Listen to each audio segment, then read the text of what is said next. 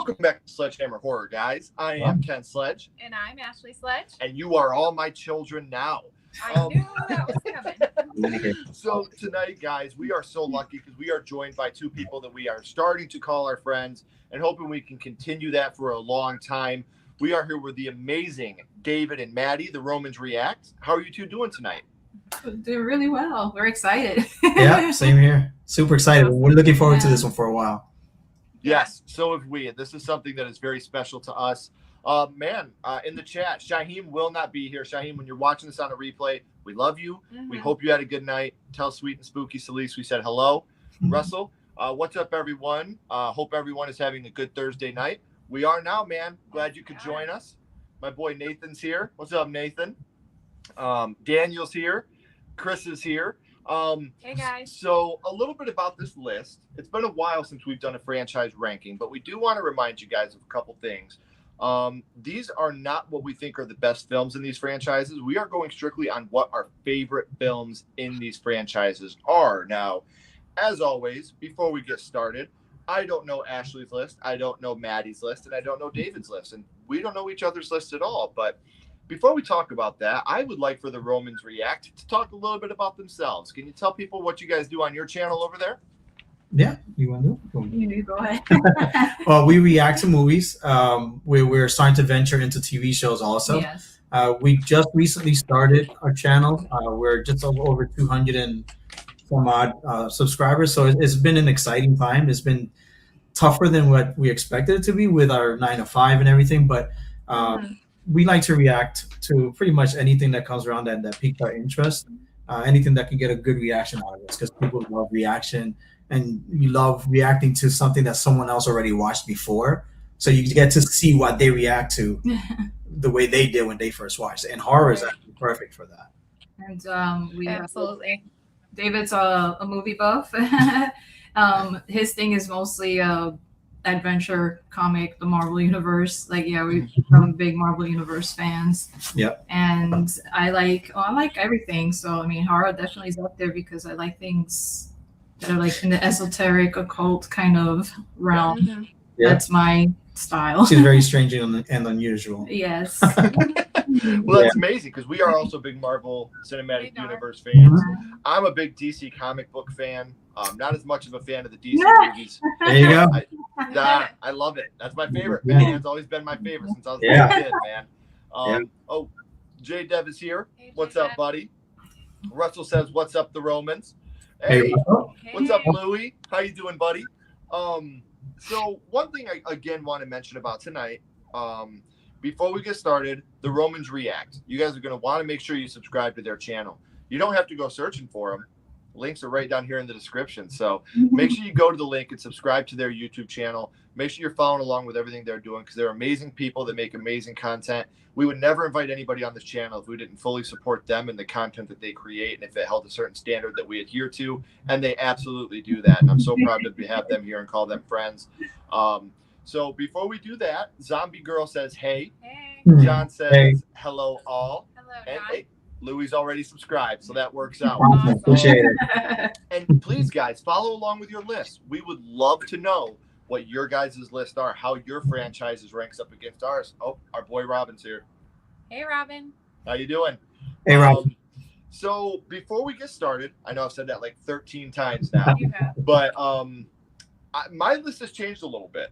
From if anybody's watched the video that's already on the Sledgehammer Horror channel of the Nightmare on Elm Street ranking, it was one I did on my own, and the audio is very badly messed up. And if you're watching this on a replay, you'll never be able to watch that video again because it's long gone. So I have a feeling that the remake is climbed a little bit. possibly. I have a feeling. There's only one way to find out. Let's get into our list. So starting at number 9 for me. Oh, that was the thing I was going to say before we start. I did include Freddy vs. Jason in my list. Oh, I did too. Did you guys include? Okay. We did. We So did. we'll be doing 9 films, and Freddy and Jason being a part of that list. So coming in at number 9 for me, the bottom of the barrel when it comes to the Nightmare on Elm Street franchise. Nightmare on Elm Street 5, The Dream Child. Interesting. This movie to me is bad. Well, I mean, and like, I'm sorry. Like, again, that's what I love about this. That's what I love about doing this with everybody is we get the chance to debate and be friendly. Because if we all had the same list, this video would be boring as hell. Yeah. Now, I will give credit where credit is due. I think some of the kills in this movie are great. There's only 3, I think, which is pretty low even by Nightmare on Elm Street standards. Mhm. But you know, Greta getting fed to death is that one of the is worst so things I've gross. ever seen in It's my so entire gross. life. I do like Dan's motorcycle kill. Obviously, I love Lisa Wilcox. Mhm. This Freddy's a little too goofy for me, even for my standards. This Freddy's a little too goofy, and I do not like the kid in this movie. I don't like him. He's just a doofy ass kid. I'm sorry, he's a kid. I shouldn't be mean, but this is not for me. said So what you coming in at number 9 for me. A Nightmare on Elm Street 5, The Dream Child. What about you, my love? Funny enough, mine is actually A Nightmare on Elm Street 5. Wow. That's why you two are I'm married sorry to each for other. whoever likes it. Like, That's cool. I don't care for the Amanda Kruger storyline. Mhm. So this, I feel like, is mostly about that, and I guess that's why I don't like it. And the kid, yeah, he's silly, and like he's like, Freddie, teach me stuff. Like, what? So What? stupid. That's what it was that he said. I was trying to remember. Yeah, that's funny. That voice. Yeah, so I don't know. And like you were talking about the kill though, the motorcycle kill where he becomes a motorcycle, that's really cool looking. And the Greta thing, that it makes me queasy, but I guess that's a good thing in horror movies. Right. So I guess they're doing their job there. But yeah, it's definitely my least favorite for sure. Mm-hmm. Well, I can't agree more. So how about you, Maddie? What comes in at number 9 for you? Number 9 for me, because to me this was just garbage, was actually Freddy's Dead Part 6. Oh. Part 6. Okay. It was just too cheesy. The acting was terrible. I mean, and not that the acting in most of them was the greatest, but it was just like, it was bad. And just like, how it kind of felt forced, this movie, because they wanted to keep the franchise going. At least that's what I felt from it. And they forced a storyline, and like, oh, all of a sudden he has a daughter. Right. Yeah. And she was adopted or whatever the case is. Like, I don't know. It's just, it felt forced, and it's just like, I don't know. It was just like, they tried to be comical, but it was in a bad way. Like it felt flat. And then like they had that one part where he's like playing the video game, and the guy's like going around, and it kind of like, I was watching Scooby-Doo for a bit, because he's like going from room to room, and it was just too big of a chunk like of time spent on that alone. And it's like, and it kind of felt like most of their money, their budget went into Roseanne. And her Arnold. husband And Tom Arnold. Yeah, Tom Arnold. So it was just, it was really bad. It was really Fair. Yeah, that's fair. There's a reason Freddy's Dead is not my worst, and I'll talk about that before too long. But I get what you're saying. All right. How about I guess you, David? I'll go with my number 9. It's oddly enough is also Part 6. That's why we're married. That's why we're married. Oh, we got a high five too. There you go. I swear we didn't see each other's list. I was so shocked when she said that. I was like, whoa, okay. My thing with Part 6 is that it feels like a parody of itself. It almost reminded me of Gremlins 2, where it's like Gremlins was like a classic, it's a good horror comedy type movie, and then they went with Gremlins 2 and they decided to go completely different direction. And I feel like that's what they did with Part 6. The one thing that really threw me off was I have a hearing aid. I know you probably can't see it, but I use a hearing aid on my right side. I can hear my left just fine. So the kill in that movie, while it was pretty awesome, that thing, like stretching of the board, it was awesome. But what bothered me is, me specifically, because I have one, is when he dropped his one, he couldn't hear anything at all. So it's like you still have another one. I forgot about that. And when the ear got chopped off too, it's like, why? Yeah. Right. It's just chopped up. The eardrum's still there. I have, the acting was a little bit poor, even by like Freddy standards, even by Nightmare standards. It was a bit poor. I think that was it. And then just the fact that they had to throw the 3D in there. Oh my god, with the demons, you know, at the end, and her doing one of these. You know, I watched it in theater when I was a kid to give my age away, and it was like a headache to try to see it. It didn't really work out for me, and rewatching it just kind of reaffirmed that. Yeah. Were you a kid technically? Not really. Well, I was kid-ish.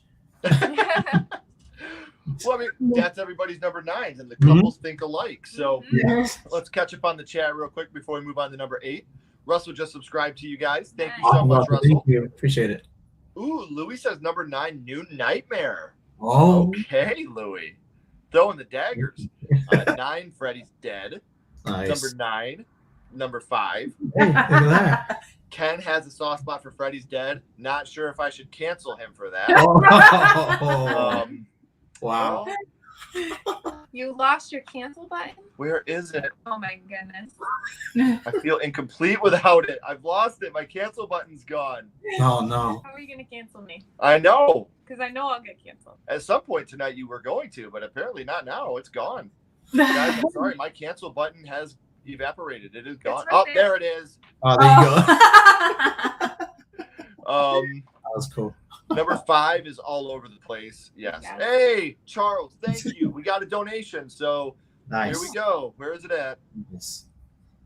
Ooh, baby, ooh, baby, ooh, baby, ooh, baby. We appreciate that, buddy. Thank you so much. New Nightmare may get some love, and not from Louis, apparently, but it may get some love tonight. Hey, what's up, Craven? Craven Something Scary. What an amazing human being. Hey, Craven. So glad to see you could stop by for a minute, buddy. Thank you. And guys, I know, Charles, thank you for your donation. Nobody ever has to donate to us. We appreciate it. Every penny that comes into Sledgehammer Horror goes back into Sledgehammer Horror, but we will always answer your chats no matter what. But Charles, thank you. He's like, oh, you could have said that 10 minutes ago, Dick. Number 9, Freddy's dead.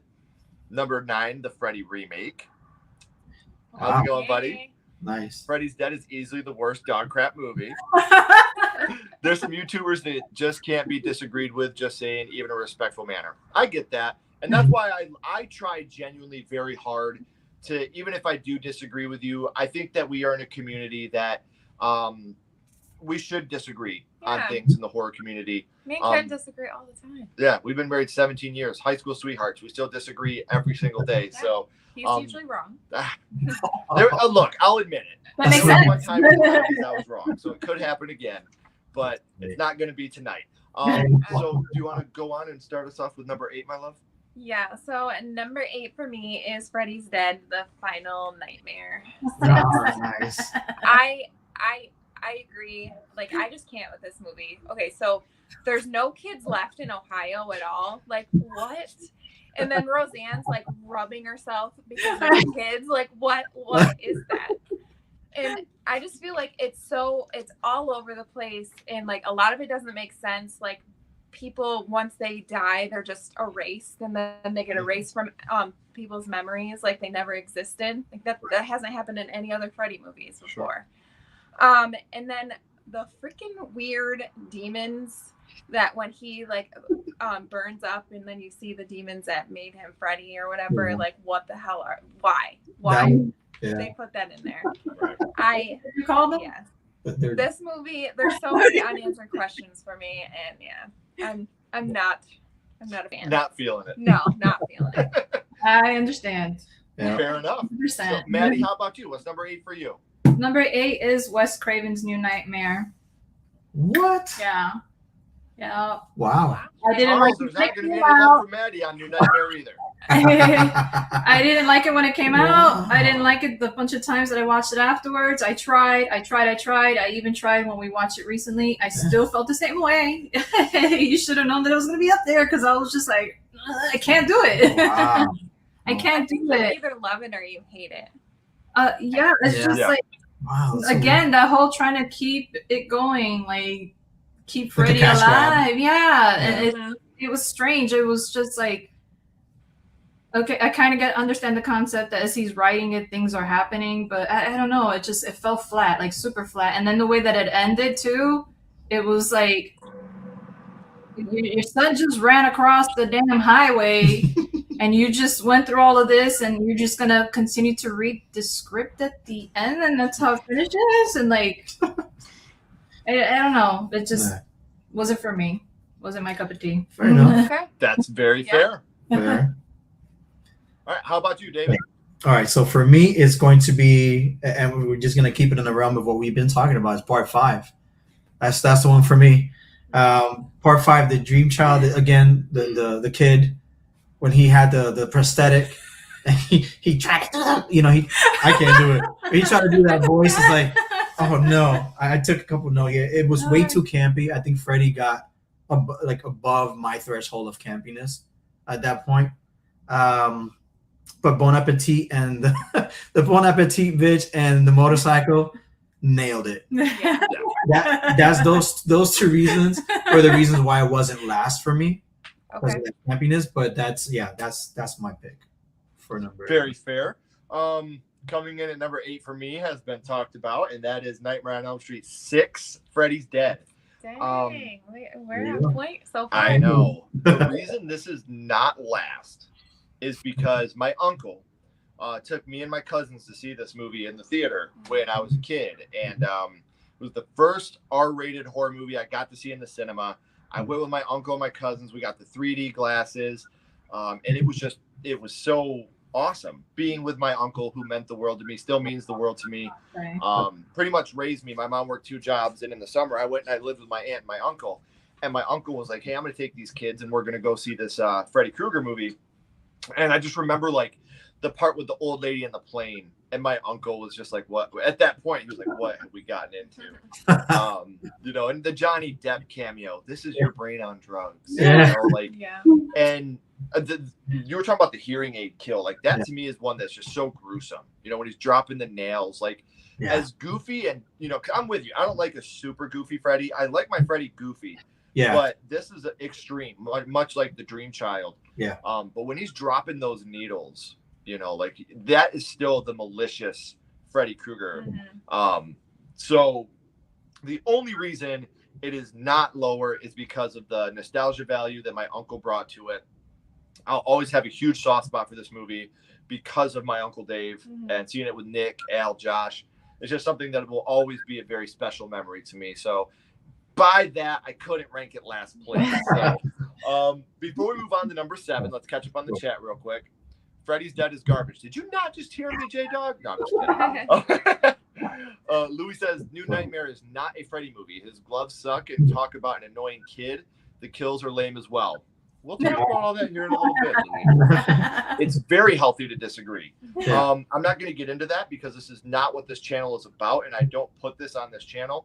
Chris Marshall is one of my best friends in the entire world, and when it comes to politics, we are 2 complete different ends of the spectrum, but we have healthy arguments, and we've never, even through our disagreements, never not been friends. So disagreeing is healthy. We live in a world where if I disagree with you, I don't like you, and just because we don't agree on politics or movies, that automatically means that no matter what's going to happen, and I feel like that should not be how it is, especially in this community that I love so much. So but you cancel me every week. You get uncanceled. Number 8, The Final Nightmare. It was all around bad kills, acting, storyline, felt rushed and wasn't very good. Part 5, The Dream Child, just not as bad as Freddy's Dead. You wouldn't say that if you've seen it with your uncle in the theater. Just kidding, Nathan. Nightmare on Elm Street 2, Freddy's Revenge. Wow. Very low ranking, Russell. I like it. I dig it. Part 5, big leap quality-wise from 6. Alice is decent. Yvonne is a good character, and the concept is good, but Freddy is a joke and the main negative. I think there's a lot in 5.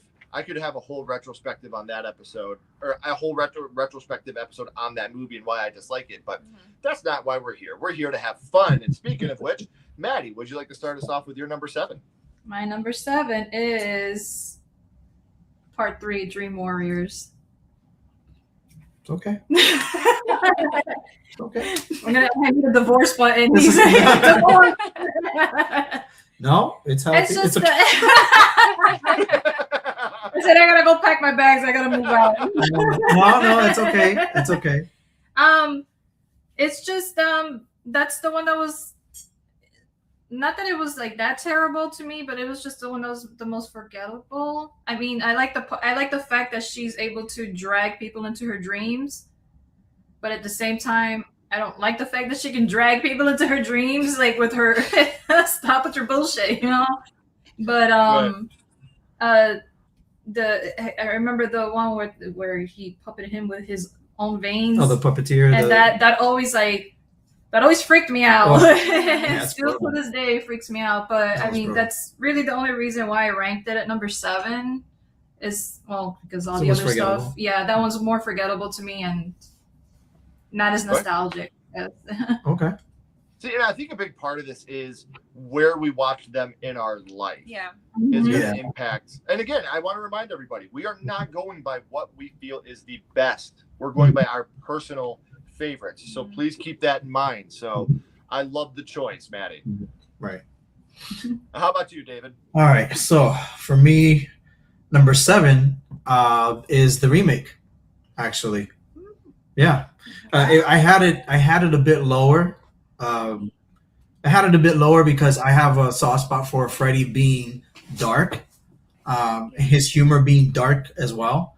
I'm a big fan of that. Even as I was growing up, I was hoping that he would have stayed dark as the movies kept coming out, and he got funnier and funnier. It was kind of leaving a bad taste in my mouth, but I was hoping that it was dark. And when the remake came out, I remember saying that, oh, this is actually pretty cool. It's different. It's a different take on it.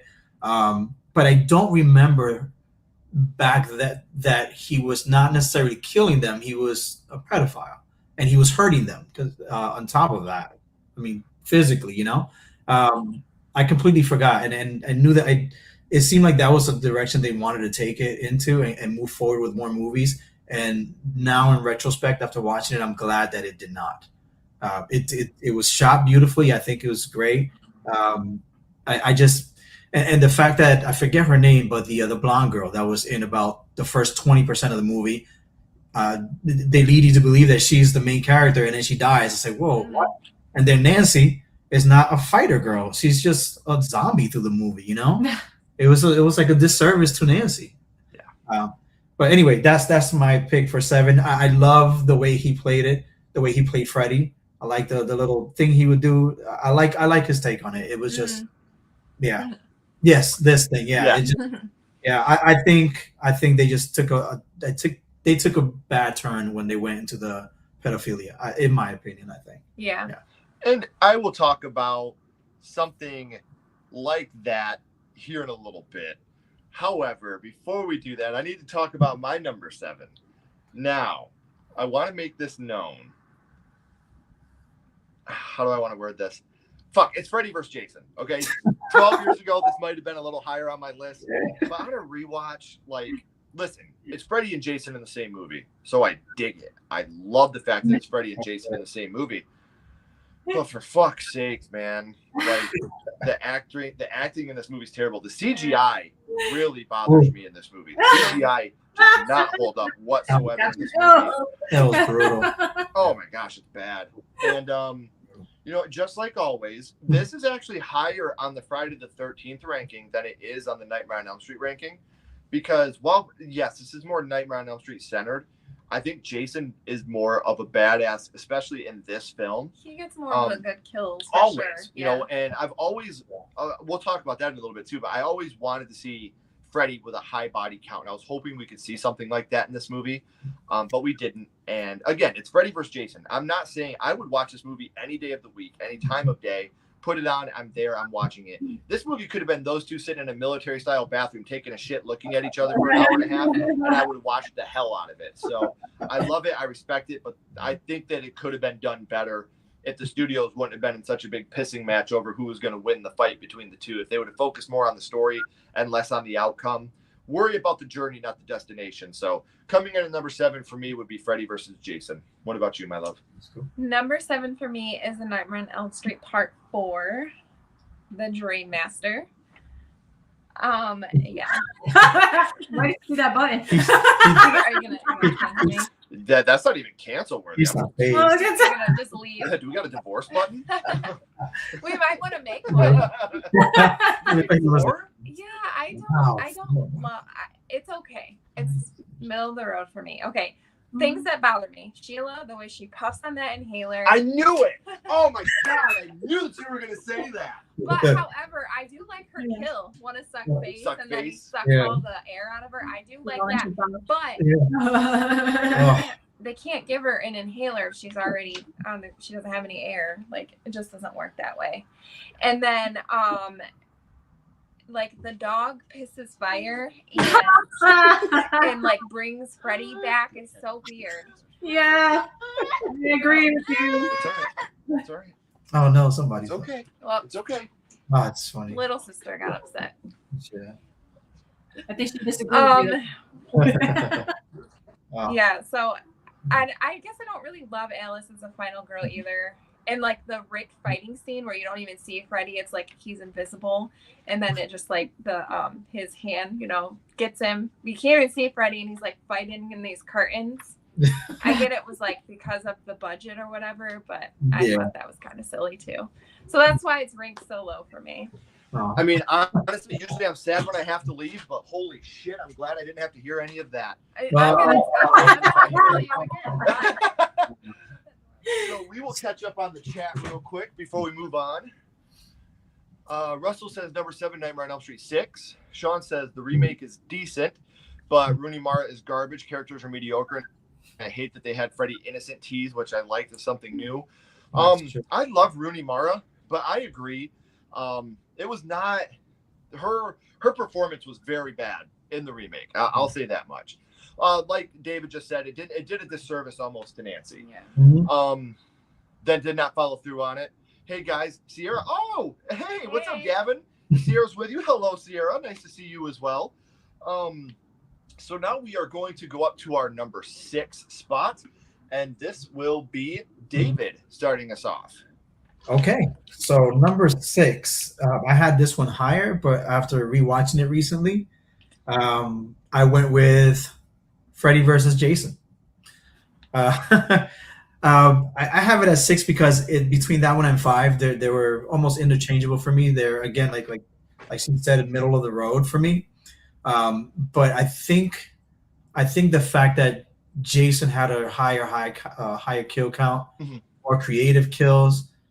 It almost it was Freddy centric, but I think Jason just came off as such a badass, Yeah. And then walking at the end with Freddy's head, and then Freddy just winking at the camera like, "What are you going to do? You're just a head.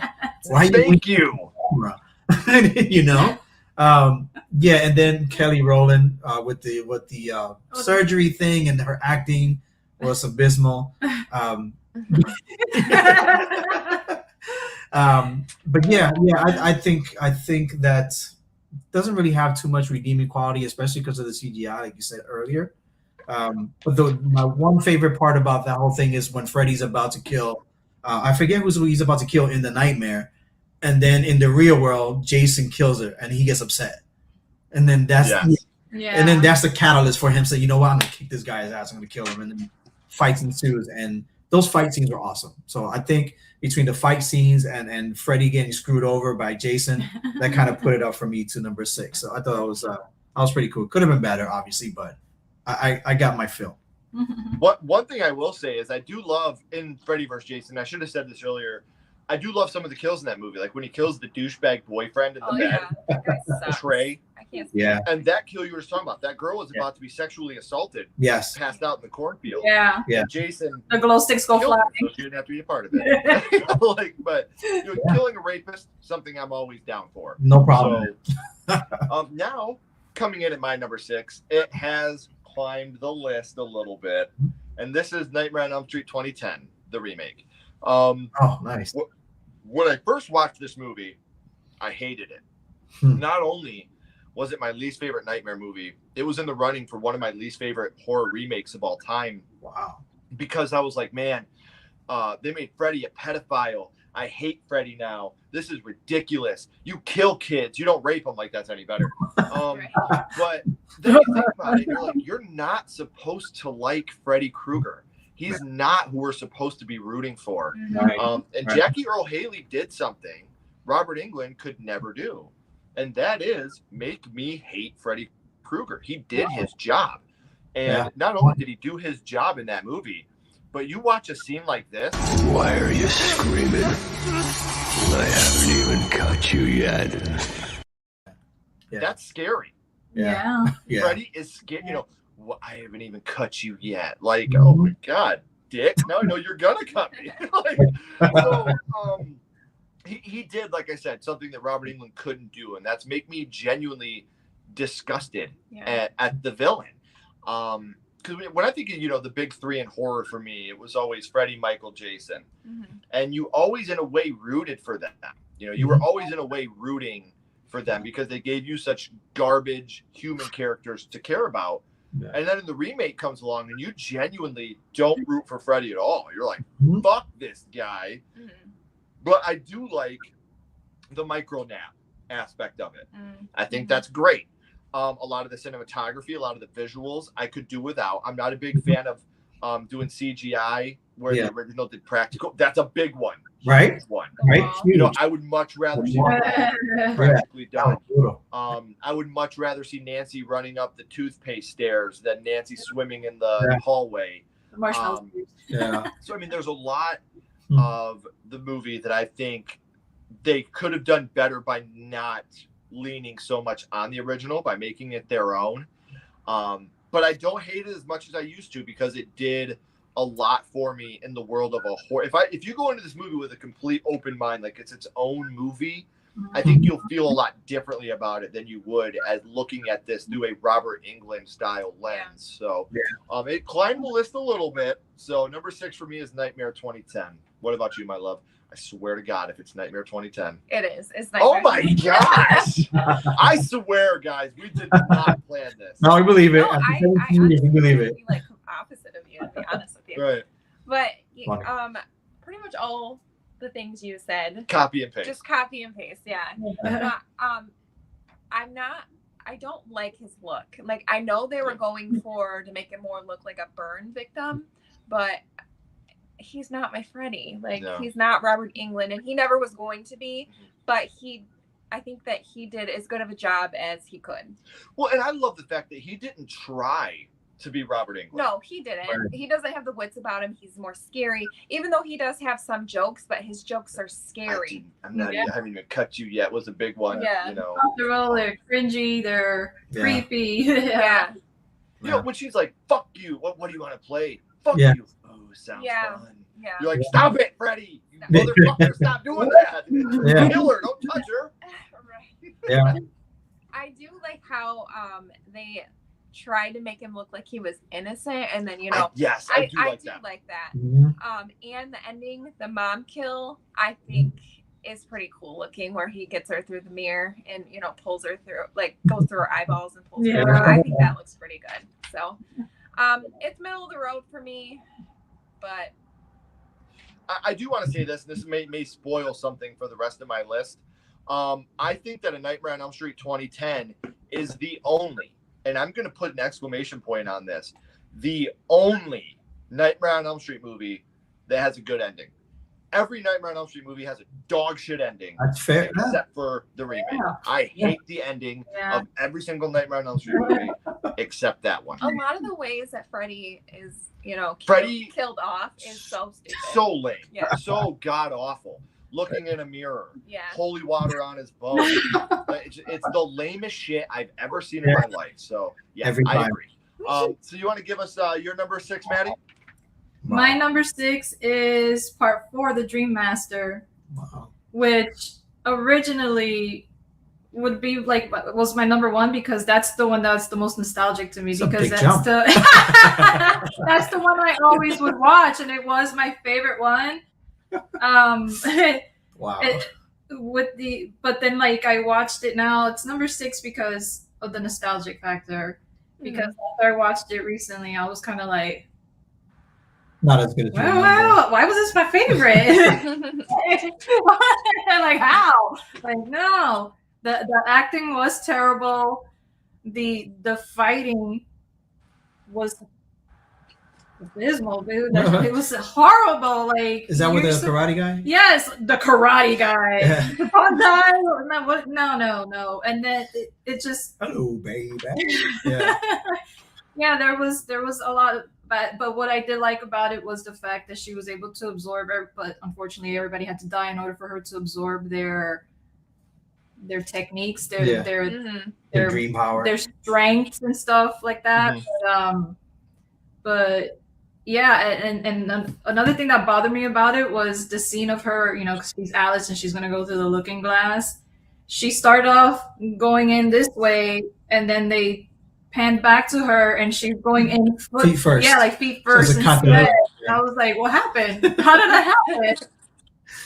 Oh my god. But yeah, that's why it's number 6, because it's the nostalgia, but it's also pretty crappy.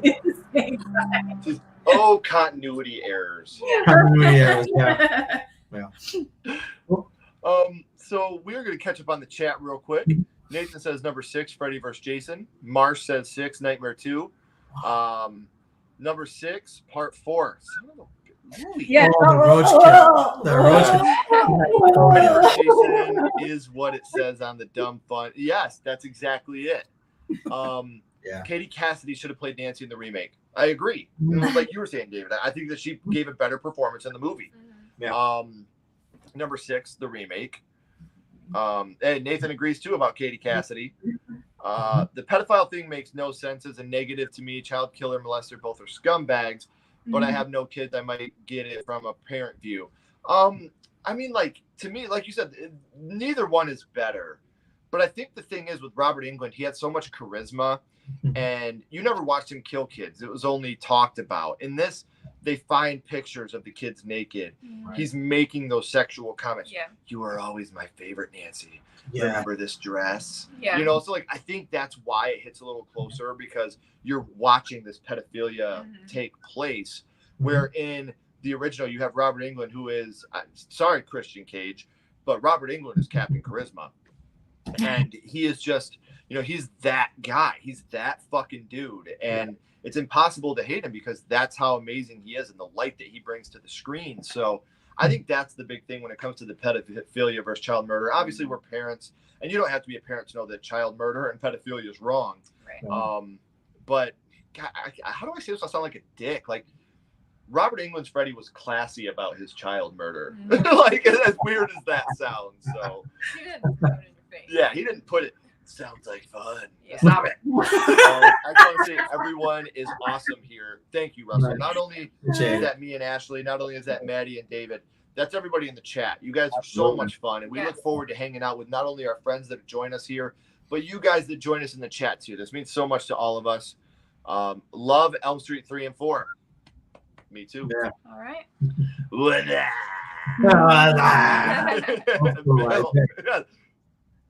Bill. Part 3, the human puppet kill. We'll talk about that. Yeah. Hot take. New Nightmare is my favorite. Gavin, I dig it. Nice. I dig it. Charles is happy somewhere. Yeah. For future Freddy, Kevin Bacon, Kiefer Sutherland, or Liam Neeson because of Darkman. I've talked about this. I would love to see a Kevin Bacon Freddy Krueger.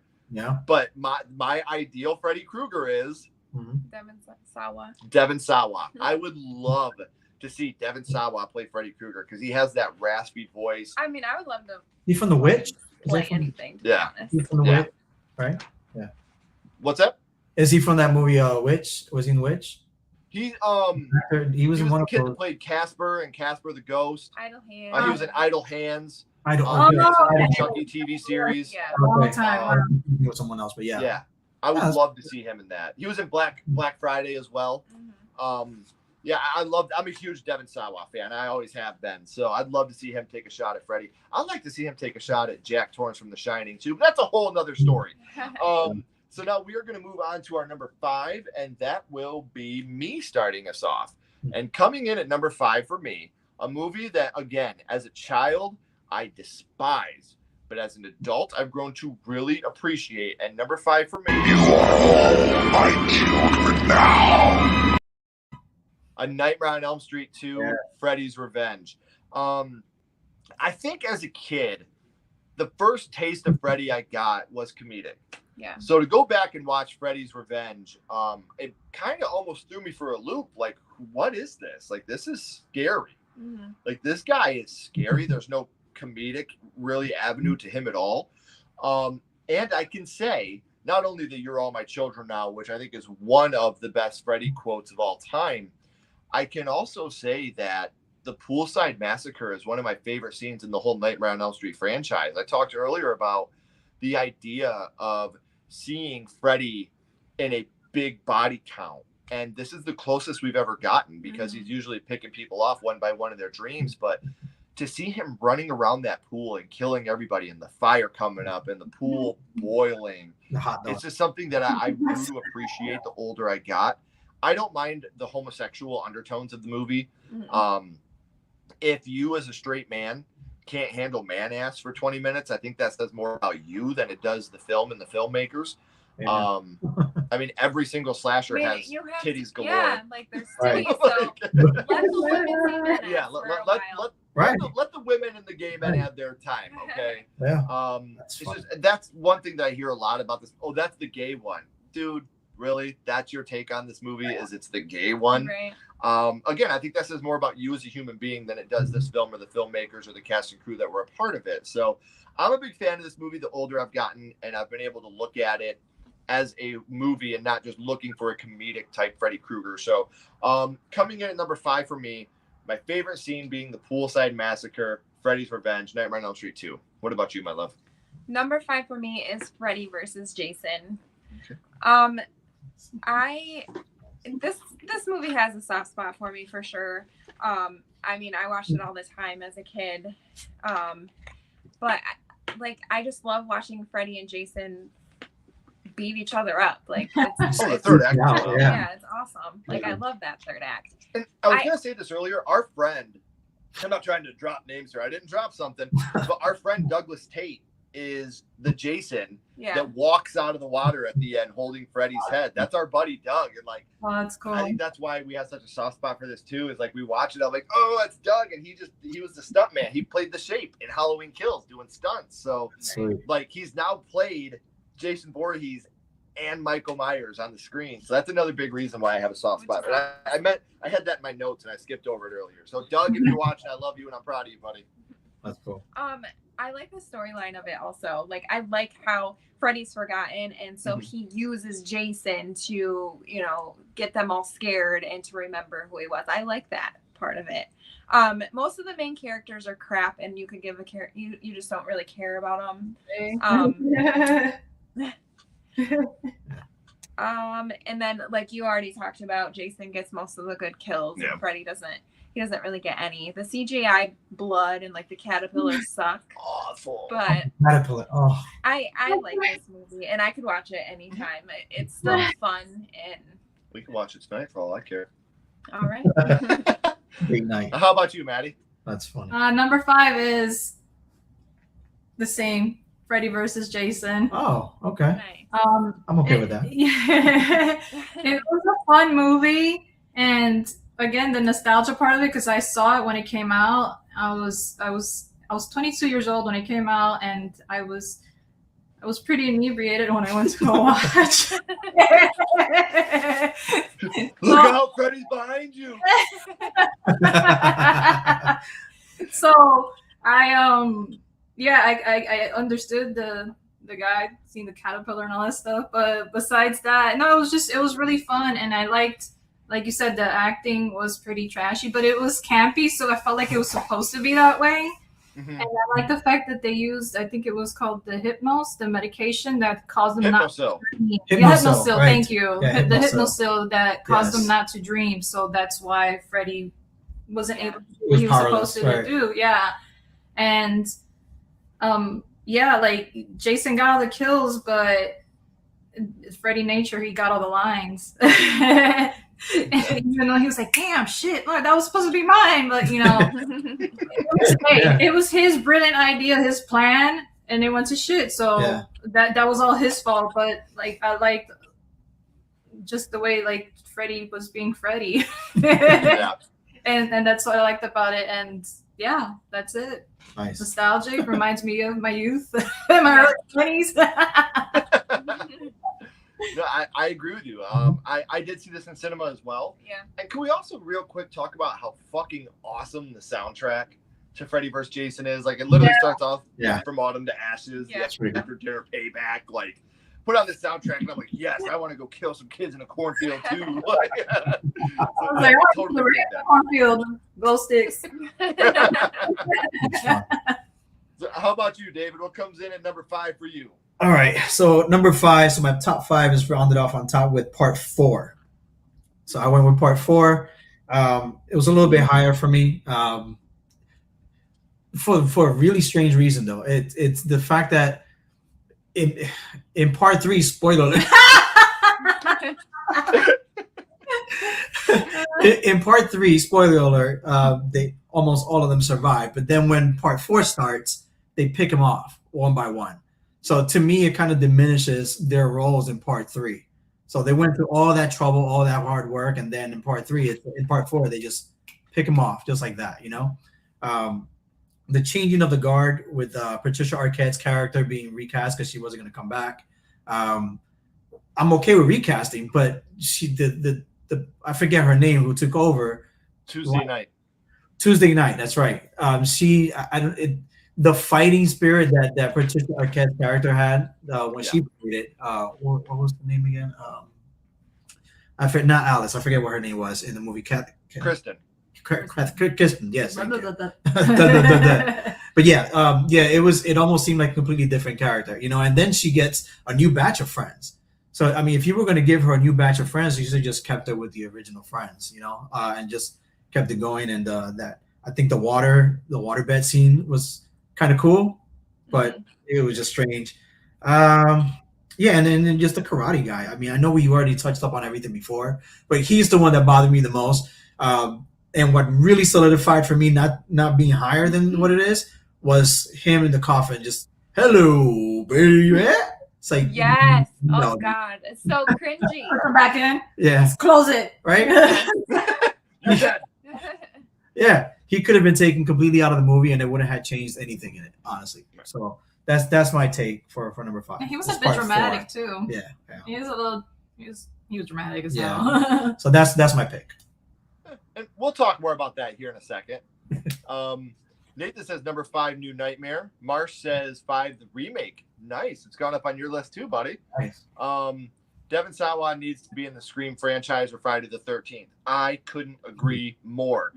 My favorite franchise of all time is Child's Play, and to see Devin Sawa brought into that world in the Chucky TV show is phenomenal. It's so good. So I would love to see him improve some of the other franchises I'm a big fan of. Russell says number 5 is New Nightmare. Louis says, my number 5, this movie moved up after our episode. You really opened my eyes to the remake. I really hate Freddy. The acting is still horrific, and it should have been a prequel.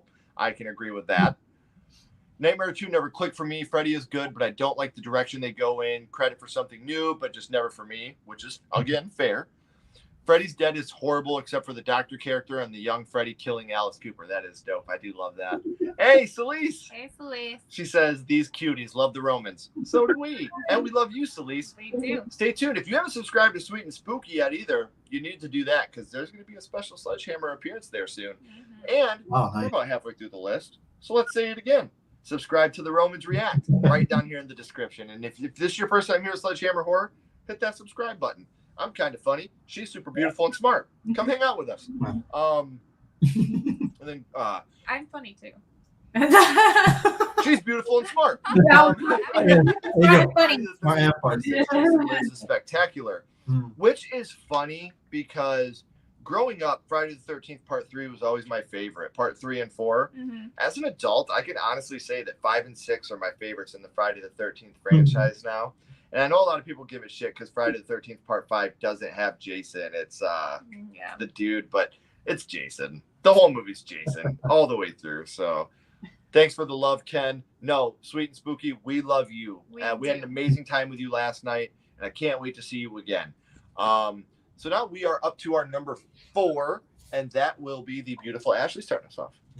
All right, number 4 for me is Wes Craven's New Nightmare. Very nice. I actually really enjoy this movie. I like the meta of it, and I like how I think they killed it. Like Robert Englund actually had to play like himself, but as a fictional character, and I feel like him and Heather Langenkamp, and I think they killed it with that.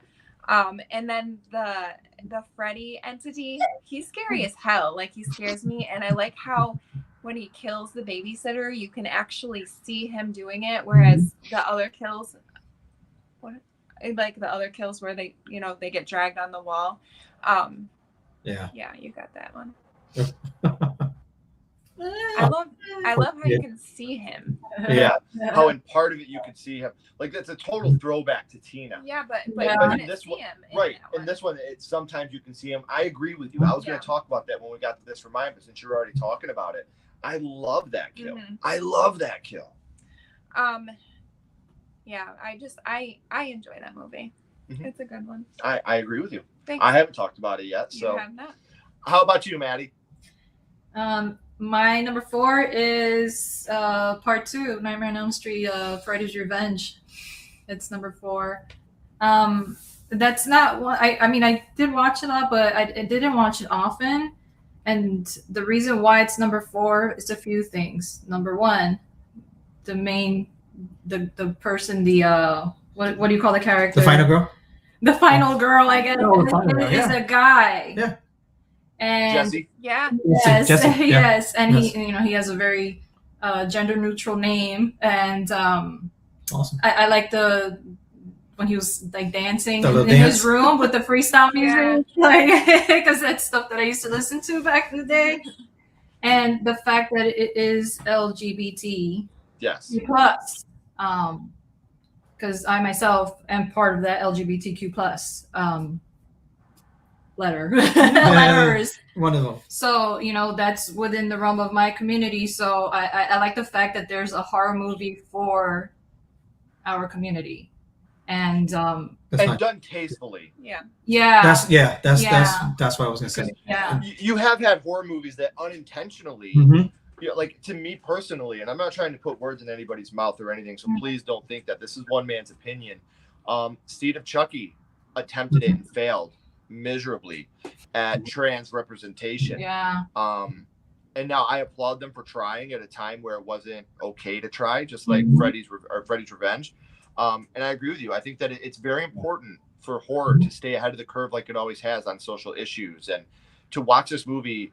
And it's very unfortunate for the character that played Jesse, because he wasn't out of the closet yet, and a lot of this really did a number on his psyche. Yeah. But I think in the long run, it really helped him to be who he is, and that's what matters in the long run. You have maybe 100 years on this planet. Don't spend any of it hiding who you really are. So at least he was able to, realize who he is and become who he was meant to be, and be happy. So that's the reason why I like it, and it seemed like it was almost like a coming out of the closet story in a way, with the the gay bar scene and the leather daddy beds and showers and things like that. The leather daddy. Yeah. But it just seemed like it was kind of almost like a coming out, especially when Freddie actually came out. So it's like Freddie came out of him. Yeah. Literally. He came out of him, yeah.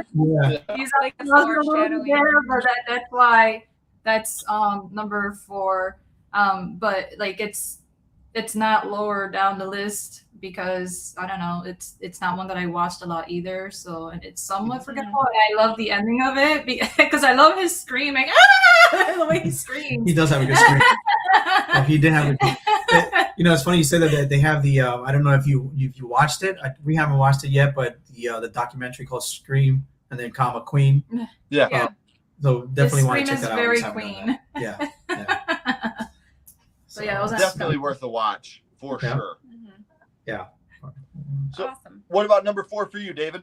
Okay, so for me is also Wes Craven's New Nightmare. Yeah, that was a little bit lower for me, but divorce now. but after rewatching it now as a much older adult than when I first watched it, I just got a new perspective on it. There was one thing that I noticed specifically. I think I briefly mentioned it to her. Is she went through some things where she ended up looking like she did in part one. So when she burned herself in the first one to try to wake herself up, she ended up putting a Band-Aid around it, right? Well, in this one, in Wes Craven, she ended up getting cut by him and then again wrapped it. Then there was something else, and then the gray streak. So then she just ended up having almost like the same ailments that she did in part one. So it was like a nice callback.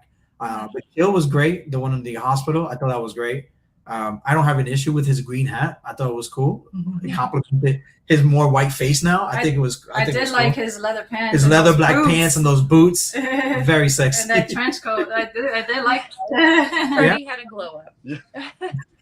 Yeah. Fashionista. Yeah. And I love the meta part of it. I don't know if this specifically gave him the inspiration to do Scream, but I know that Scream came after. So I think there was something there that sparked something in him that made him do the Scream franchise. Those phone calls. Phone calls. It was just it was well put together. I think just a few things that threw me off that obviously they're not even that bad because I can't remember off the top of my head what they were, but I knew that it wasn't in my top three. That I knew. So that's my pick for number 4. Sure. Awesome. Well, my number 4, Wes Craven's New Nightmare. All right. Nice. 3 for 3. And I do love, like you were talking about the meta. Like even when Heather Langenkamp's husband dies, if you look at the funeral, like Jesus Garcia, who played Rod, all these people from the original one is there. And not just that, but something that we need to talk about with Wes Craven's New Nightmare just got touched on a little bit. Thank God that this movie bombed in the box office. Yeah. Because if this movie would have been a successful movie, I think that Wes Craven would have continued on this path rather than make Scream. I think that this movie bombed, and Wes Craven said, you know what? We're not just going to dip our toes into the meta water. We're going to dive in. We're going to make Scream, which was called Scary Movie to start, and this is what we're going to do. We're going to run with this. While I love Wes Craven's New Nightmare, I'm glad that it has a cult following now. To me, Wes Craven's New Nightmare is the Halloween 3 Season of the Witch of the Nightmare on Elm Street franchise. It came out, and people hated it. They couldn't stand it, but it's gained a cult following the older it's gotten. So it's gotten prettier with age, in my opinion. So I'm a big fan. Except for the ending. Like, son of a bitch, you kill the demon Freddy by burning him. Yeah. That's like, hey, there's Aquaman. Drown him in the bathtub. It doesn't work that way. You can't burn a demon to death. Get out of here. But I said it earlier. There's no Nightmare on Elm Street that has a good ending except the remake. So before we get into our bronze medal, our top 3, let's catch up on the chat real quick. Marsh says, Freddy versus Jason. Sean, Friday part 3. Jason is good, but Shelly, I want to give a slap. I love Shelly, man. Freddy versus Jason. I skipped my graduation day from tech school to go see this opening day. And that, Louie, that's why you are the Clintonville slasher, my friend. Good on you. New Nightmare is Scream before Scream. Great concept and acting, but kills are crap. Even Freddy's Dead is better, and it's not really a Freddy movie. I do got to say, no. He's driving a point. That kid must have needed therapy. He didn't even reach. Yeah. Not all the kills are. That kill's awesome. I do love that kill. He could have reached a little farther. He's a kid. I know. Our kid's if Rex the dinosaur was there, he would have reached. Wasn't he died too? That's what he acted like. T-Rex arms. Wow. They injected the remake at 4. Nice. Yeah. New Nightmare deserves a bigger audience. And I really think that it's gained a cult following. I really think that the older this movie's gotten, the more people have come to appreciate it that aren't named Maddie. Do you think that's number 4, Freddy vs. Jason? The Dream Demon from 1988 has a creepy Elm Street Dream vibe in it. Yes, it does. If you guys have not seen Dream Demon, good call on that one. Very good call. Hey, Garrett. Everybody just got out of work watching you guys on the ride home. Drive safe, man. Yes. Watch us when you get home. You got a kid to get home to, buddy. The People Under the Stairs is a Wes Craven overlooked classic. I agree. Yeah, that's a cool movie. This, and I'll be honest with you, I think it's Castellar. I hope I'm saying that correctly.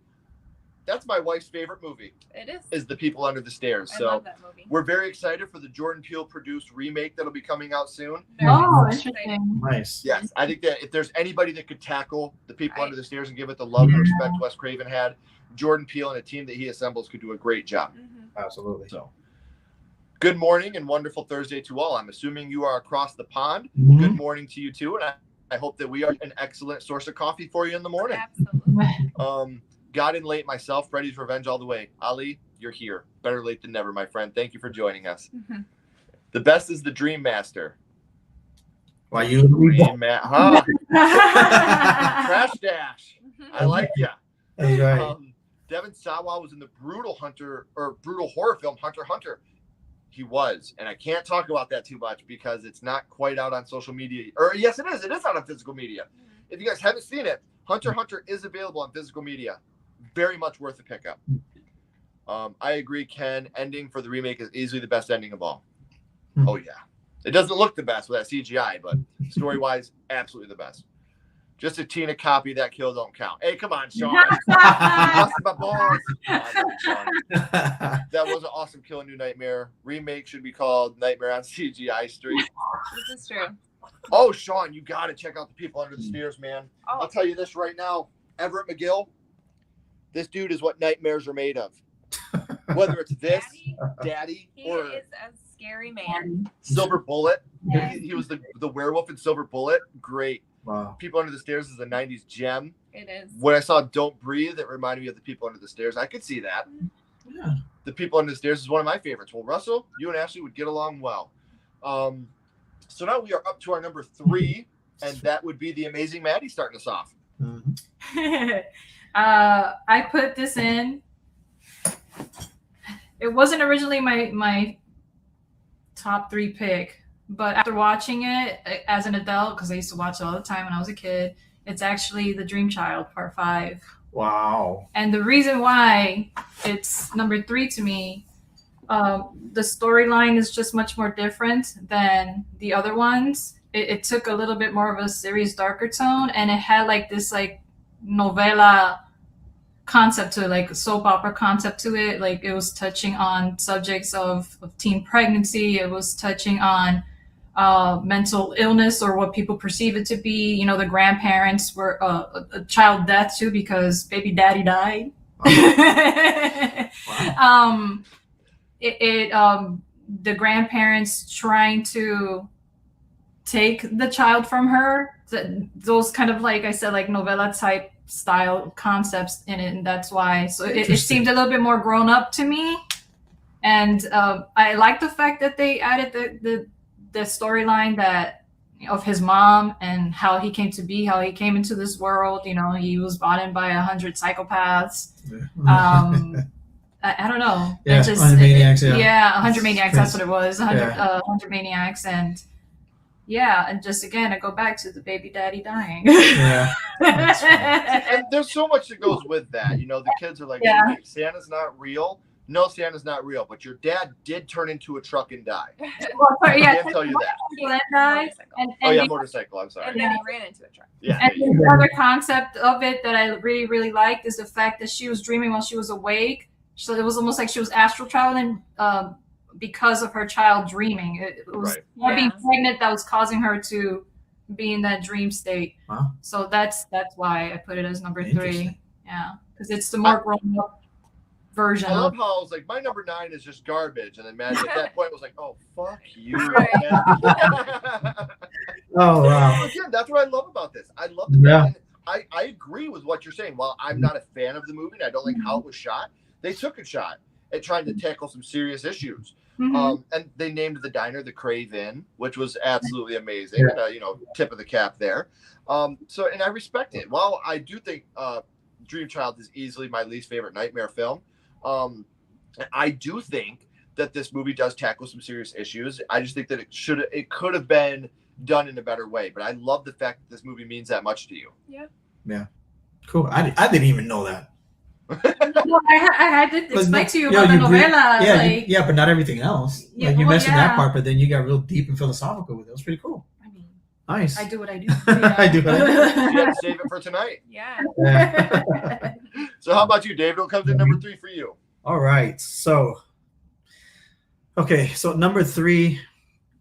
Okay, number 3. Yeah, because I struggled with this one between this one and number 2, because I had this one as number 2 all the way from the moment I saw it in my teens all the way to now, and then I just changed it. So it's kind of it's part 2. It's Freddy's Revenge. It's part 3 for me.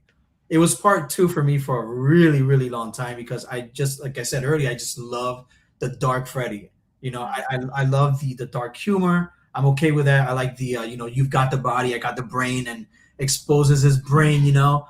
Him jumping out of the that pool deck and just wailing on the kids. That the undershot of him saying, "You are all my children," like you showed earlier.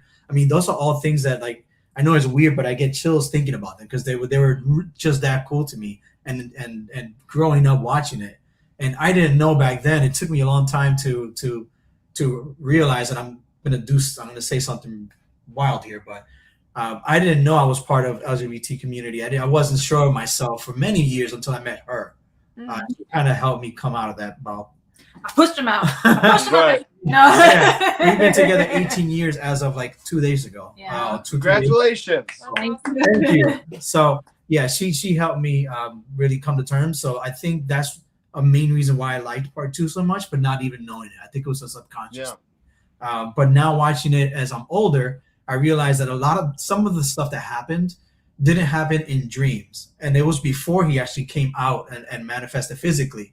So I can't really understand how some of this stuff happened, even though because it wasn't in a dream. So it just threw me off, like him going, like the coach taking him to the school just didn't really make a lot of sense. And then Freddie killing him with the towels and all that stuff. He wasn't in a dream state, so I don't understand. Or maybe it's something I'm missing after all these years, but definitely close. And one thing I was going to say about that, because I've always thought about that too, but 2 doesn't really follow the continuity of the rest of the franchise. And at this time, you just had 1 and then 2.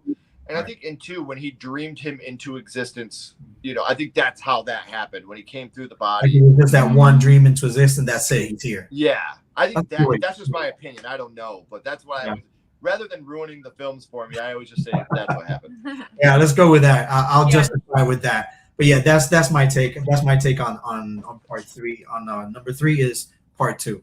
Yeah. Nice. And I do want to say real quick, kudos to both of you for being part of the LGBTQ community and being so comfortable and confident in yourself to be able to talk about it.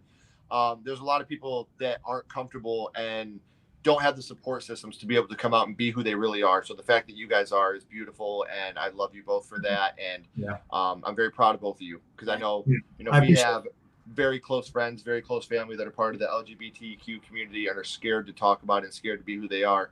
And that's one of the saddest things in the world to me. I agree. Because without love, the world makes no fucking sense. And to have fake love means nothing. So be who you are and love who you are. And if I can just chime in for 2 seconds, we're both in our 40s. We're grandparents and everything. And I think that at this age, we just realize if you're going to either not subscribe or unsubscribe or not follow or anything like that anywhere that we are, because of that, then that's fine. That's your prerogative. That's great. Because we want to build a community like you guys have of love and community and just genuine. Just be genuine and fun, and that's what we're all about. So that's why we're not afraid to really talk about this stuff, because we want people that are okay with who we are and not, like you said, just live a lie and put a facade. Right. That was it.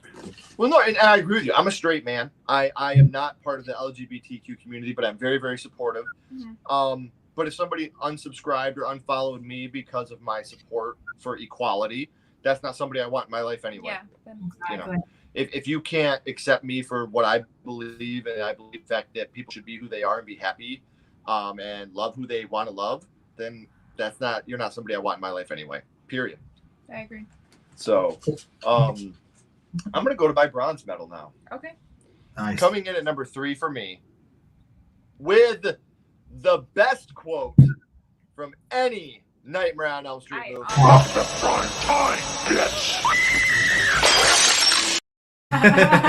Welcome to prime time, bitch. That is the The best Dream one. Warriors. If I had watched this movie before my top two, this might be my favorite. I think when it comes to a cast, this has the best, including the first. I think the cast in this is better than the cast of kids in the first one. This is the first time I can remember in a slasher where you're actively rooting for the kids as well as, I mean, you're obviously always rooting for Freddy. You know, I want to see some kills. Obviously, that's why I go. Glory kills. But you don't want any of these kids to die. Yeah. You know, and earlier we talked about the puppet, you know, when he's walking through the halls as a puppet. I love that. And you have Joey running through the halls and hitting the lunch, you know, the lunch tray. Because he's so scared, but he can't articulate, just to make people aware of what's going on. And sometimes you can see those tendons and those veins, and other times it's just him walking through that hallway. And then another, the needle kill breaks my heart. You know, like she's beaten her addiction, she's overcome her addiction, and then he injects her with those needles, and she almost gives herself up. You know, and it's just like, that's so dark and so sad. Yeah. But man, they killed Nancy. Like, you brought Nancy back and you killed her. Holy shit. Yeah. John Saxon, fantastic in this movie, as he was in New Nightmare. I should have talked about that. But yeah, my top three are easily interchangeable. Tomorrow, this could be my number one.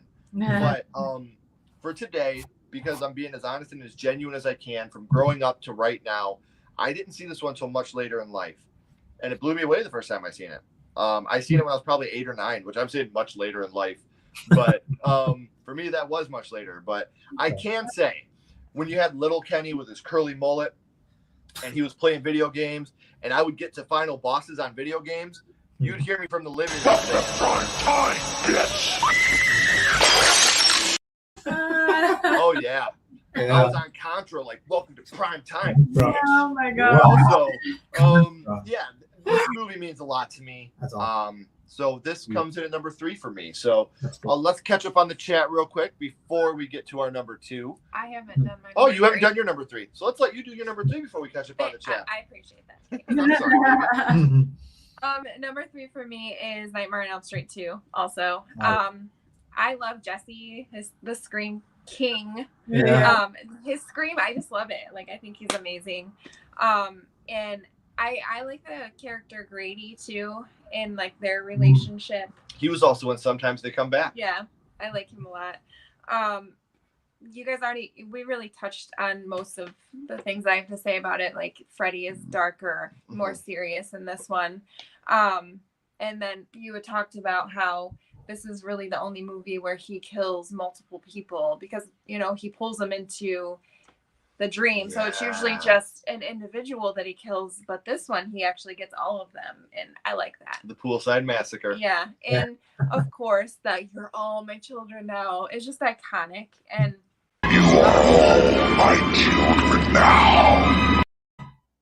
Yeah. I had to. It's iconic. Yeah. And I like the Coach Schneider kill, how they're like bondage and pulling them and like whipping them with the wet towels. Of course you do. Stuff.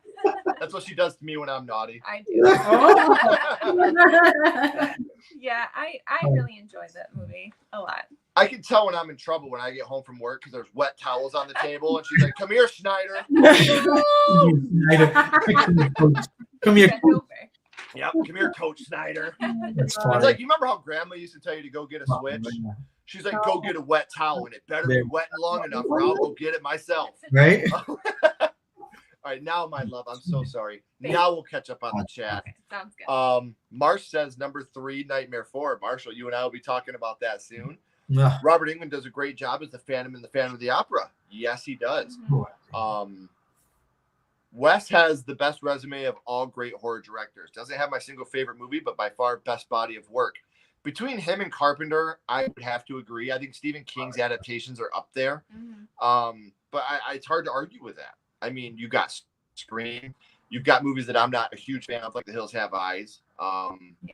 But you do have like The Nightmare on Elm Street, Scream, The People Under the Stairs. Wes Craven really knew how to revitalize the horror genre when it was dying. So I can't argue with that, Ali. Number 3 is Part 4. Hey, what's up, Lewis? Hey. Number 3, Nightmare Part 2. I think Mark's performance was heroic for the 80s. It truly was. And we've talked about this on my first horror movie, but horror is an inclusive community. Oh, and absolutely. horror movies have been ahead of the curve on social issues. I mean, look at Night of the Living Dead 68 and how that tackled, they had a black man saving a blonde white woman in that movie, which is like, whoa. He was in that movie, and Mr. Romero said, I didn't do this because he was black, because Dwayne was black. I did this because he came in, he auditioned for the part, and he was the best guy for it. Yeah, chose the best person for the character. And whether it be, social issues, LGBTQ issues, racial issues, horror has always been ahead of the curve. And I feel like as horror fans, we have a responsibility. I've never met anybody that has said, hey, I'm a horror fan. Oh, hey, I'm a horror fan. Oh, wait, you're gay? Get out of here. I don't care if you're gay, straight, black, white, Christian, Muslim, Jewish. The minute that you say, hey, I'm a huge horror fan, I'm going to say, time, bitch. I won't play that clip again. But, that's just it. Like, we're supposed to love each other, and the horror community is so inclusive and so amazing and so ahead of the curve.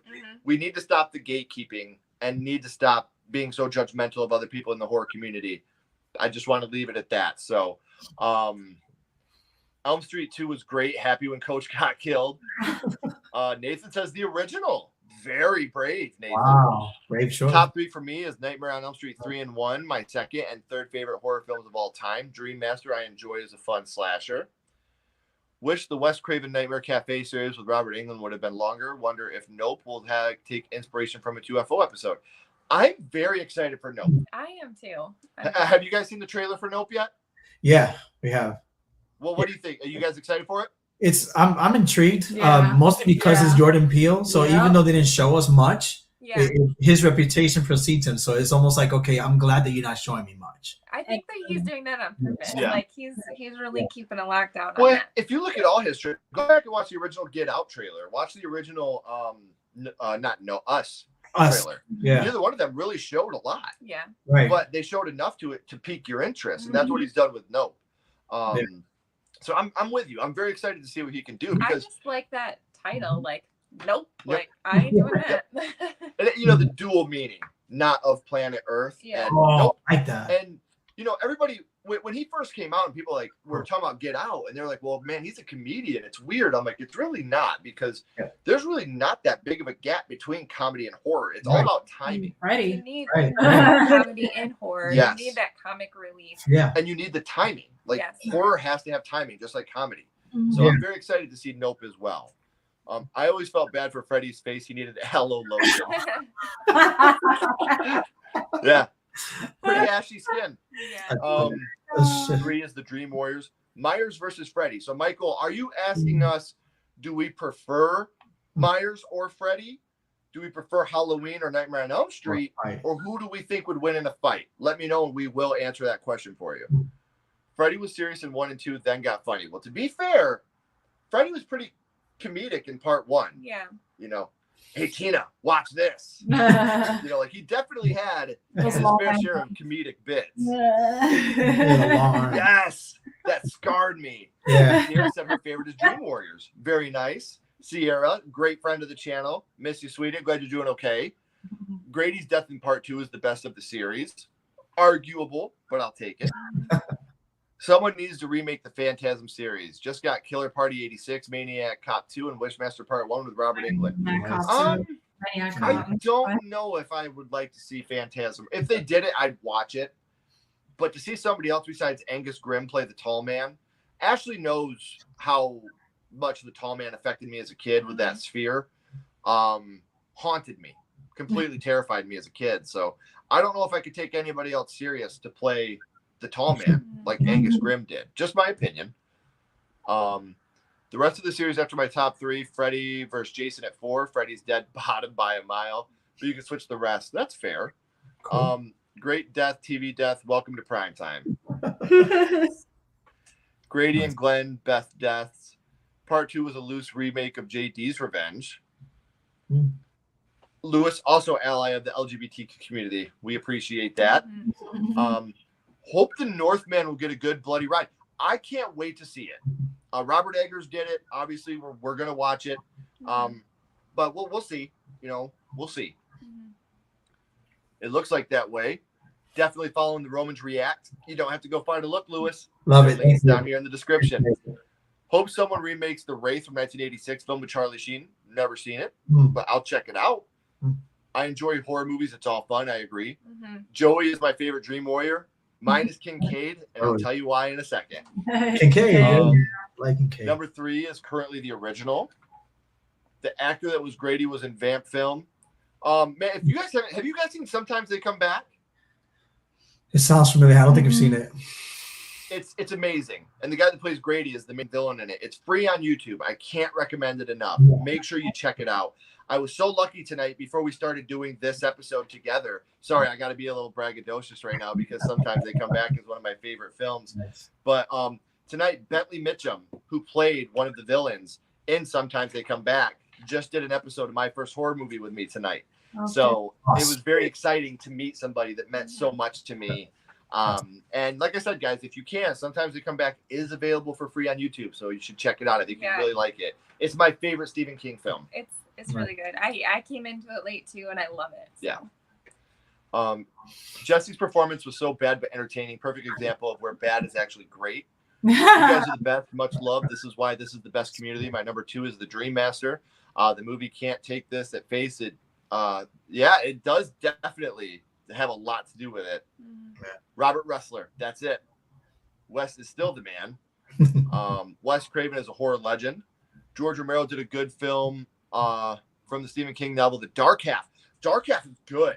Thank you. When the minute Malignant was over, I looked at her and I said, "This is the Dark Half on crack." Exactly what I told her. That's amazing. Castellar, that is such a great reference. Thank you. I agree with you. Phillips Death was up there with Glenn and Grady. A lot of people forget that Wes Craven did the first Swamp Thing film, and then he acted in the horror anthology Body Bags. That's right. Wow.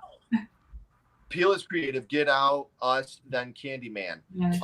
What I love about Candyman is the cinematography and the direction. Yeah. And what I dislike, I don't like Candyman as a horror film. I like it as a film. And I don't like how overshadowed Nia DaCosta is by Jordan Peele. I respect Jordan Peele. He put his name out there to help, get the film recognition. But I really think that this should be called Nia DaCosta's Candyman, not Jordan Peele's. That's not a slight at Jordan, but Nia DaCosta poured her heart and soul directing this film. To have an African American woman knock a film out of the park with the cinematography and the direction. Right. Couldn't be more proud of her. And I hope after she's done doing her Marvel things, I hope she comes back and does some original horror, which I would love to see. Some original Nia DaCosta horror movies. Wes was good, but for me as Carpenter, I knew that was coming. Chris. I would love to see Clancy Brown play the tall man, actually. The dad in Pet Sematary 2, Mr. Krabs. That'd be great. And then Mr. Clancy Krabs. Brown, yeah. Mr. Krabs. Yeah. That's a good one. Sometimes They Come Back. Wes acted in The Fear Part 1, but The Fear Part 2 is a better film. Wes Craven, the GOAT. Can't disagree. So now we are up to our silver medal, our second favorite Nightmare on Elm Street film. And that will be David starting us off with this one. All right. So for this one, I'm going with The Dream Warriors. It's part 3 for me. And it wasn't like that, like I was saying earlier. It wasn't like that before. It was always 1, 2, and 3 were always in that order for me. 1, 2, and 3. And I just flipped 3 and 2. And the reason is because it's just, to me, it's more entertaining. Part 3, I think the pacing on it is better than part 2. Part 2, obviously, it's a lot darker. And I think as I've gotten older, I've leaned into the comedy, but just not the ridiculous. So I think part 3, I lean into that one. I hate the fact I don't like the fact that the dream power that one of them chose was to be beautiful and bad. You could do better than that, but I get it. I get why they did it. I know there was a payoff for why they did that. And the her sucking people into the dream. While it does suck to be the person not doing the dreaming, to be sucked into it. I think it was an interesting take on it. Spit take for me when Nancy got stabbed. I don't know why I didn't see it coming, but I didn't. I should have. The first time I saw it, spit everything out, whatever I had in my mouth. Yeah. I think that Lawrence Fishburne should have gotten more airtime in that movie because he's very forgettable. But I think he should have gotten more. And Kincaid, man, all the way. he's over the top, man, but in the best possible way.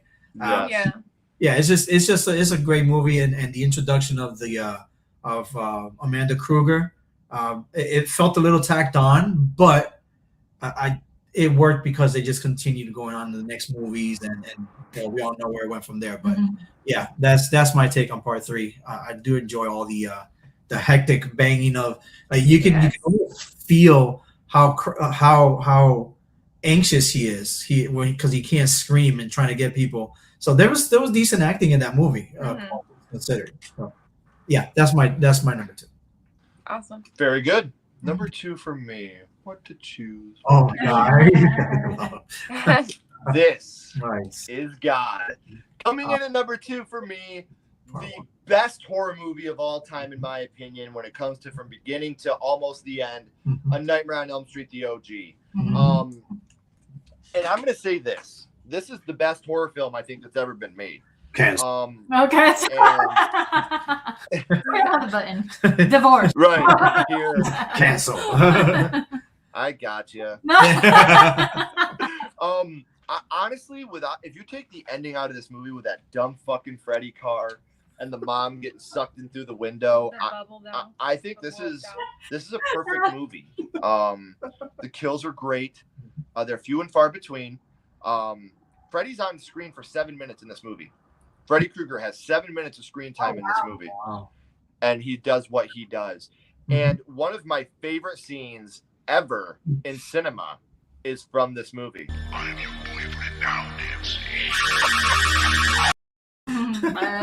That scared the hell out of me as a kid. When she ripped that phone out of the wall and it started ringing, I was like, that's not supposed to do that. The kills are few and far between, like I said, but every single one memorable. Tina, Johnny Depp in the waterbed, Jesus Garcia in the jail cell. I had a friend growing up, absolutely refused to sleep with sheets on his bed after watching this movie. Ew. I'm dead serious. Never ever slept with sheets on his bed. He would not do it after watching this movie. Robert Englund, obviously, like I said, for having 7 minutes of screen time, look at what he did. Look at what he did with having 7 minutes of screen time in this movie. And the reason why is because they did a lot of practical effects. People don't remember this was a very, very low budget film. Yeah. And they didn't have the budget to make him look the same. And you look at scenes like Tina in the body bag at the school, you know, where's your hall pass? Screw your pass. She had those on, you know. Yeah. Yes. Like there's just so much about this movie that I think is absolutely extraordinary. Again, I think, in my opinion, the best horror movie ever made. So coming in at number 2 for me is Nightmare on Elm Street, the OG. Nice. What about you, my love? I have Nightmare on Elm Street 3. Dream Warriors. I love this movie. I like the characters. I think all the characters are really good. We already talked about the puppet kill, but I freaking love that kill so much, and how, you know, he's playing with him and then cuts him and he falls to his death. And I like the little puppet Freddy too, and like all the different forms he is in that. Like I think it's the snake Freddy. Yeah, like he's a bunch of different forms, and I just love those. And like I said before, I don't care too much about like the mysterious nun and how Freddy was conceived. Like I get they're trying to show why he's a bad guy, but it's like, you know, people are born to bad people all the time. Doesn't mean that they're gonna go around killing people. But I love this movie. And it's probably the one that I watched the most as a kid over the original, for sure. So that is my number 2. Great choice. Thank you. How about you, Maddie? My number 2 choice was Nightmare on Elm Street 2010 remake. Wow. Wow, I love it. And it's you talking a lot of shit right now, sir, because you enjoyed that movie too. I did. Okay. The reason why it's number 2 for me, and it almost was number one last night. Like I said, I switched up a Wow. bunch of times. But the reason Wow. one, it actually touched on the fact that Freddy Krueger was a pedophile. But the one thing that I didn't remember when I watched it recently was that he actually didn't kill any of the kids like he did in, the ones from the 80s. And what I explained to him, because he had an issue with him being a pedophile, and he's like, that didn't really make sense. And somebody back when it came out told me the same thing, and I was like, Freddy Krueger technically always was one, because if you look at the history of people who are child murderers, that's always fits the profile. They always are. They come hand in hand. They are pedophiles. That's where they get their gratification from, is the torture of the child and then the murdering of the child. Yeah. And that subject was not touched on back in the 80s because that's not something that was talked about. It was always shh, hush, hush. Yeah. And I can remember so many messed up scenarios in the 80s from when I was a kid, things that I've seen that if people would have talked about it, a lot of that stuff could have been avoided. Yeah. Wow. And the reason why this is number 2 for me too is and not number 1, it's because it's its own movie. If this would have been the very first Freddy movie that ever came out, it would have been like even better to me, because I was like, this movie's so fucked up. This is fucked up. Oh my god, like this is really fucked up. Like, yeah, and I think they touched on it too. It's super dark. Yeah, it's the fact that they, I mean, yeah, she had the Polaroids, but like, obviously they were going to take it that far. I mean, but they showed the process of a pedophile, of way of being and thinking. You work somewhere where there's children, you befriend, you have a charming disposition, you make everybody start trusting you because you're charming. Then you go into the children and you have them start trusting you, and then slowly but surely you're doing things to them so that you can get what you want to gratify yourself, and instilling that fear in them where they won't talk. Yeah. That's so all that's why it was like a very slow burn in the beginning, and I was just like, okay, this is dragging on, but then it got better. But that's why, like, since it was like so dark and messed up, and that's why it's number 2 for me. Again, she's very strange and unusual. I will say that beginning kill though, with the knife where in he your neck. like decapitates himself is I love that kill. Oh, so good. Yeah. It was like deep in there, and it was like a little bit ago that I totally forgot to touch on, and I have the link down here in the description of this video. So if anybody, you'd have to refresh it because I just put it down there. There's a deleted scene from the OG Nightmare on Elm Street when they're down in the basement and Nancy's mom is showing her the glove, where Nancy's mom tells her the story of Nancy's little sister who was killed by Freddy Krueger. And that's why it's such a personal thing for them. Like I said, refresh the video, or after the video's over, look at the links down in the description. I have a Nightmare on Elm Street deleted scene down there so you guys can watch it. It added a lot to that movie to me, and I really wish that would have been a scene that stayed with the film, because then you would have known that's why they took this so personally, because they killed Nancy's sister. Freddy Krueger killed the sister. So you talked about the darkness of the remake, and that is something from the original that I think should have been left in, because that's super dark. Yeah. And I think that connects a little bit there. So before we get to our number 1, as always, what we'll do is we'll recap from bottom to top. But first, we're going to catch up on the chat. Second favorite is Elm Street 4. I haven't talked about that one yet. That's weird. Michael Rooker and Tony Todd were together in the horror film Shadow Builder from 1998. Marsh says number 2, the OG. Number 2, the OG. Okay, thank you, Lewis. I want to see it. Alice, portrayed by Lisa Wilcox, is a great final girl, and she was great in the horror web series Fear Clinic with Robert Englund. If not for this series, we don't get Depp, Fishburne, or Arquette. Very true. And I think it's funny to go back and look at the Dream Warriors and see that he was credited as Larry Fishburne. Yeah, that's right. Still really funny. Like, I remember that era. Yeah. my number one is 1984 Nightmare. It's one of the best movies ever made. It's a true masterpiece, and it's his first horror movie. If you guys watch my channel, you already knew that. Yeah. Wilcox was great. Again, Lisa Wilcox is an amazing woman. She's an amazing person. I was lucky enough to have her as a guest on my first horror movie, and I hate name dropping. I feel like such a loser, but she's just such a kind soul. I can't praise her enough. Interesting. My number two is Dream Warriors. Awesome soundtrack. Don't forget Johnny Depp's death in the original. Mm-hmm. Freddie and Nancy dated. I believe Robert Englund and Heather Langenkamp did date for a little bit. I do believe that is true. Making contact from the 80s with the magical evil doll with powers reminding me of Elm Street and Poltergeist. Yes, they dated. I'd imagine an animated dream sequence in a modern remake, something like Perfect Blue or Castlevania. That would be dope. Lewis says, my number one is the OG. Nightmare 1991, 10 years from now. All the youth is gone. I love New Nightmare. The remake could be better. The cast was good. In part 3, I was surprised when Dr. Neal said that one of the kids cut his own eyelids open just to stay awake. Oh, that's so gnarly. Could you imagine? No. I'd be like, kill me. Yeah. Just kill me. I got kids. They probably taste better. You can have them if you want. England is Krueger. Can't replace him. Todd is Candyman. You get the gist.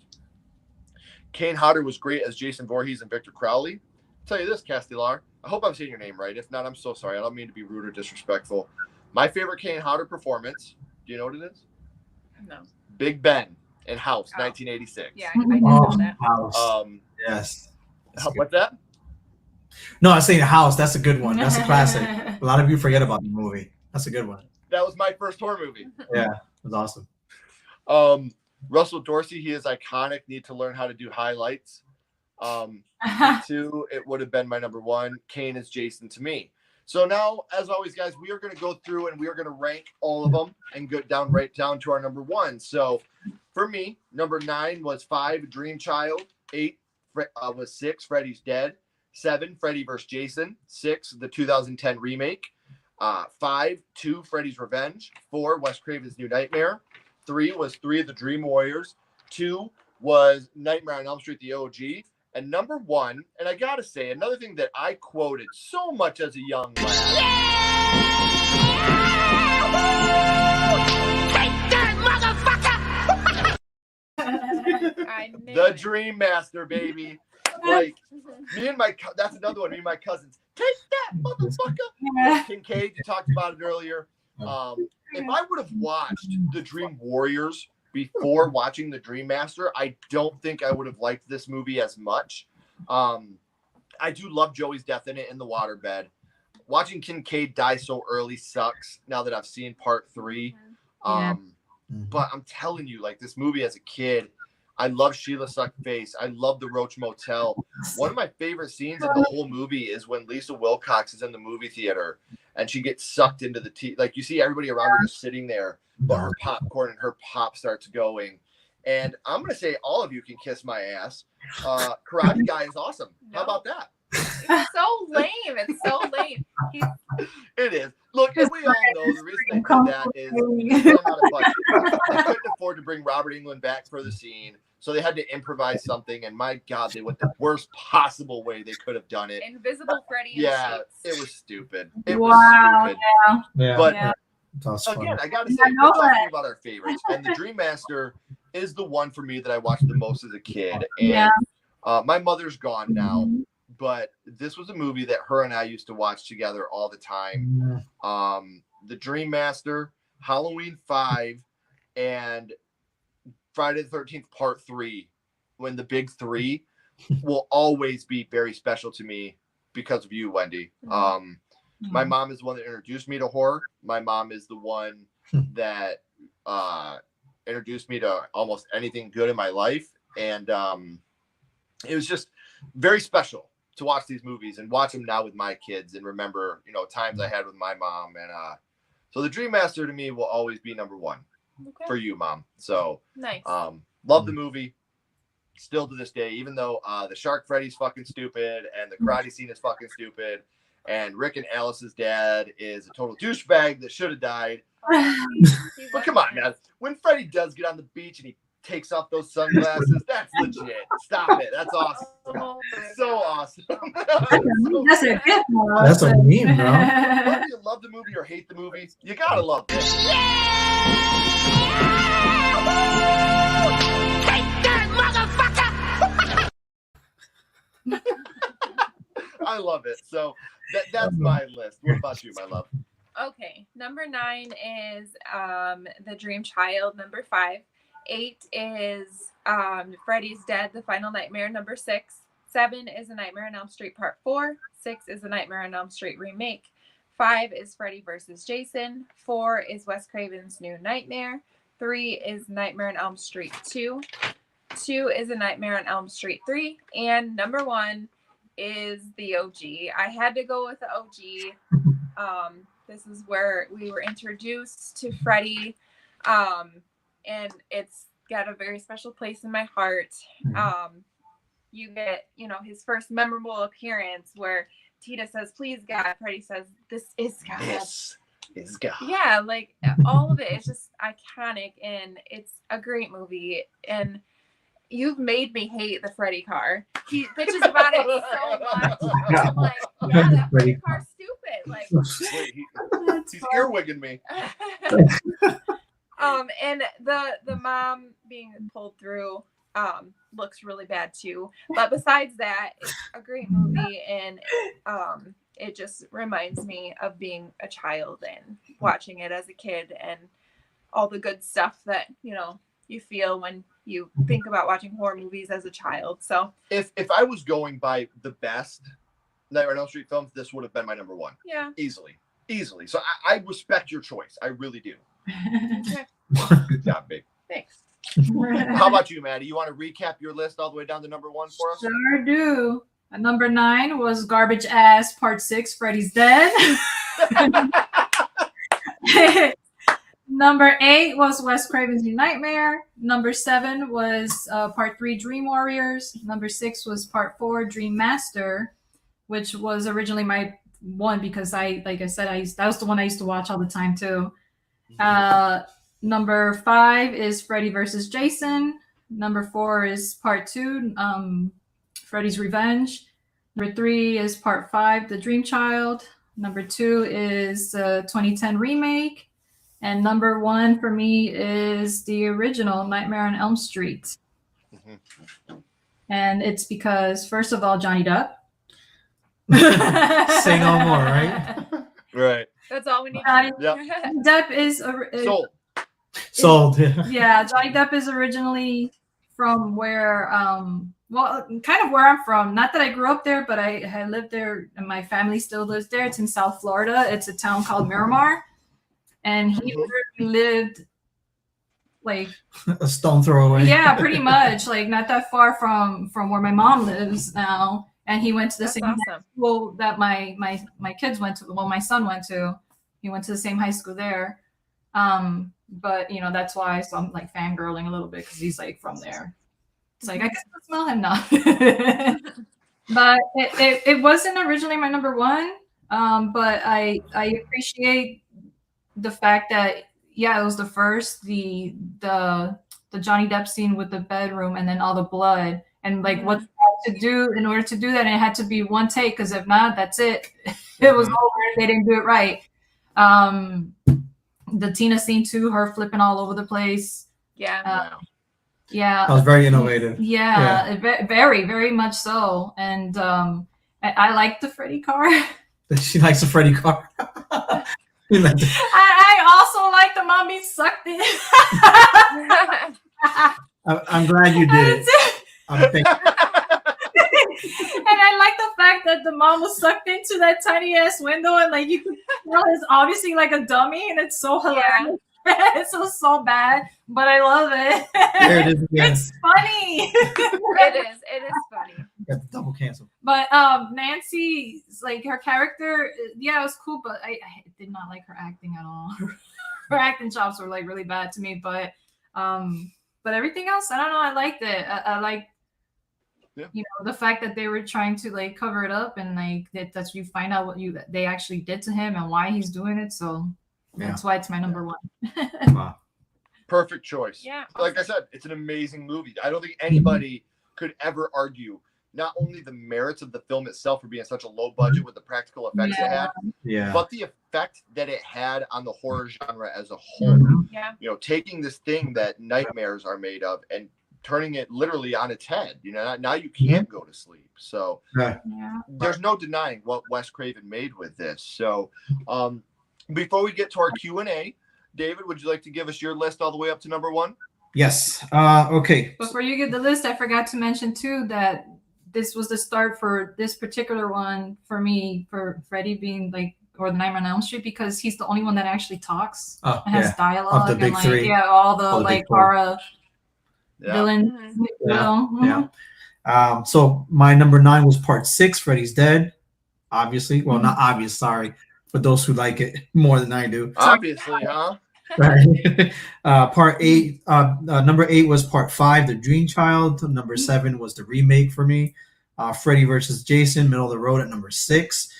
Number 5 is part 4. Number 4 is part 7, Wes Craven's New Nightmare. Freddy's Revenge at number 3. Dream Warriors at number 2, and of course, the classic, the best one of all. Debatable, not. It's a Nightmare on Elm Street. For me, is just a little caveat. I had nightmares up until I was about 24 or 25 because of this movie, of just Freddy.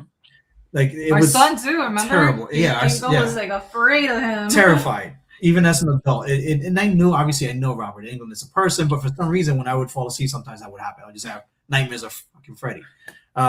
So for me, is the intro to this movie, still to this day, is by far the most effective intro to a movie that I've ever seen, at least in horror. It was the atmosphere, everything being wet and dingy, and you're not really knowing what's happening. Why do you hear a sheep howling in the background? Why is she walking barefoot in this way? And it's like, I don't understand what's happening. And then it blends perfectly into his first appearance, and it's like absolute masterpiece. Masterfully done.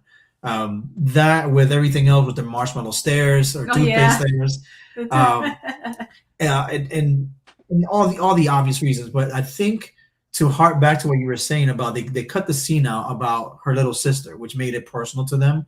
I think they figured maybe they had enough with her saying, with the mom saying that someone just signed in the wrong place, therefore he was freed, and they didn't think it was fair. So maybe they thought, well, the audience would probably understand that.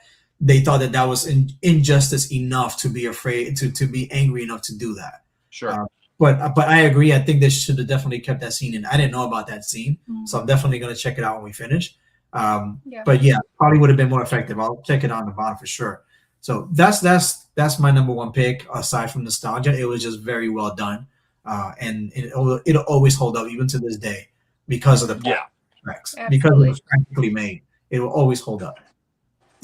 So, and I love your guys' list. Real quick, I want to catch up on the chat. While I'm doing that, if you guys have any questions at all for the Romans React for us, please ask them now. Roger Cobb for life. House, baby. Yes. Can't agree more. Richard Mull and Kane Hodder from House are great. I saw that original deleted main villain was an aquatic evil monster, and it did not work for the film, so they went with Big Ben. Yes. And gosh, that's such a great villain. Dream Master is my favorite, too. It has the most Freddy screen time. I cracked up seeing Brooke Thies, I can't say that name, because she was just on 10 of Us with Heather Langenkamp. Oh, that's awesome. The Part 4 soundtrack is off the hook, too. But again, you got the shitty-ass death of Freddy. The hands coming out and ripping him apart after he sees himself in the mirror. I love the movie, but come on, guys. Alice is an awesome female character, but my number 1 is New Nightmare. The Dream Warriors at number 1. Dream Master I saw as a kid in the theater, and I think of Rennie Harlan. You know what? I do too. I love Tuesday Night, but like David said earlier, she kind of became a throwaway character at this point when Arquette's Kristen wasn't. She was a badass. When she was building the Freddy house at the beginning and she's fighting, like she was more complacent in Part 4. And like I said, if I had seen the Dream Warriors first, I probably would think Part 4 is a big piece of shit. But Hellbent from 2004 is a vicious gay slasher film. I'll check that out. please DM me on Instagram, movie request. I'd love to watch it. Thank you, Charles. Have you guys done a ranking on the kills? Yes, we have. We did, yeah. We were joined by Jay of Jay and his podcast, and Josh Eppard from Coheed and Cambria when we did our Nightmare on Elm Street kills. That was a good one. Yeah. And if you guys haven't checked out Jay's podcast yet either, he's the man. Jay's the man. If you don't know Coheed and Cambria, I'm sorry. Amazing band. You should check them out as well. But Daily Horror Habit podcast, Jay, he's absolutely amazing. Depp is from Miramar. That's right. Lewis is also from South Florida. Hey. Let's just stop all this fighting down there, Florida. We love you. Let's get back to love. Yes, rest in peace, John Saxon. And Black Christmas, yes. Death House is a killer movie. Yes, he was the man. Tina and the Body Bag are what nightmares are made of, and the book I was reading is Edgar Allan Poe. When they're in the classroom doing that. Cool. Movies that made us, yes. That's great. Have you guys checked out Movies That Made Us? Actually, that's when they recap like the movies from like the 80s. And I think we might have. I think we saw that. I think we saw that. Yes. Yeah. Oh, it's awesome. Gavin, you and Sierra have a wonderful night. Good night, guys. My question for the Romans: what is your guys' favorite horror movie? So let's start with you, Maddie. What's your favorite horror movie? Wow. It's between two because these were like I can't remember which one was the first that I saw that I had seen, and this was before I even started school. Like I was like 3-4 years old. So one of them is it's a movie, but not really. What is it called when they have like an anthology? Yes, okay. Creep Show. Yes. And then the other one is Evil Dead. Evil. Nice. What's the other one? Evil Dead. Oh, yeah. Yeah. So yeah. But I love Creep Show. That's the one that I can. All the Creep Shows I can watch them a bunch of times. Creep Show 2 was like my favorite. I think it was my first horror, if I remember correctly. Creep Show 2. It's funny because I love Creep Show 2. I have the vinyl the score in my room. Nice. But I got to tell you, we were talking about movies that I quoted a lot growing up. I can't tell you how many times in my life I've said, I can hold my breath for a long time. Yeah. I kid you not. Love it. You say that at least once. Where's my cake? Every day. Yes. Every day. So good. For any reason. But my favorite horror movie is what's your actually favorite Halloween. horror movie, David? It's actually it's Halloween. Okay. It's Halloween because as much as I love slasher and things like that, there's something very very visceral about how he goes about doing his stalking. It's I don't know. It's really creepy. Like just the thought that someone's watching you this entire time, just biding their time to get you the way they want to. They're not an opportunist. We wait methodically, and that to me is just no. I'm okay with no. That's his favorite. That's why it's his favorite. And that's why Michael's my dude. Freddie could take him. Nah. Prom Night Part 2, Hello, Mary Lou has an Elm Street Supernatural vibe. Night of the Creeps and Monster Squad, great double feature. I love Monster Squad. That to me is like a gateway drug horror movie. Like, Monster Squad. What's the other one? The Gate is another gateway drug. Like it's like that gateway horror movie. Stuff I used to watch when I was little too. Where's my cake? Hey, see you, Lewis. Thanks for stopping in, buddy. Where's my cake? Chief Woodenhead. Awesome. Yes. So, he's awesome. Monday, Ashley and I are going to be doing a solo live, counting down our top 10 favorite horror movie Easter eggs. Wow. Now, to give you a little bit of preview of what we mean by that, you'll see scenes like this. Cool. Oh, that's Craven. Yeah. Nice little Easter egg right there. And to be a little more dubious, you'll see a scene like this. Tell me if you can see the Easter egg here. Oh, yeah. Yeah. I seen it. Yeah, that's right. So we will be counting down our top 10 that's a good one. Favorite horror movie Easter eggs of all time on Monday. What do you guys have coming up here soon on the Romans React? We just watched a movie. Yeah, we just watched The Night House. on HBO Max. That was an A24 type slow burn movie, but it was worth the wait. Very trippy. Yeah, and we're working on Moon Knight, the show on Marvel. It's our first foray into trying to do a TV show as far like reaction wise. Our schedule is really hectic, so what we're doing is we're putting the first 3 episodes on one video. Nice. Yeah, so we're gonna do like a 3-episode recap. You just watch all 3 of them back to back like that, and then at the end of the season, then we'll do the other 3. So that way you could just watch them like if they were movies, like if you're watching part 1 of the movie and part 2, as opposed to taking bite size every week. Yeah, so that's what we're working on now, and hopefully throwing more horror and action in the future. And that's awesome. And you guys can check those videos out coming up by clicking this link down here, hitting that subscribe button, and turning that bell on for notifications. So that way when the notifications come up.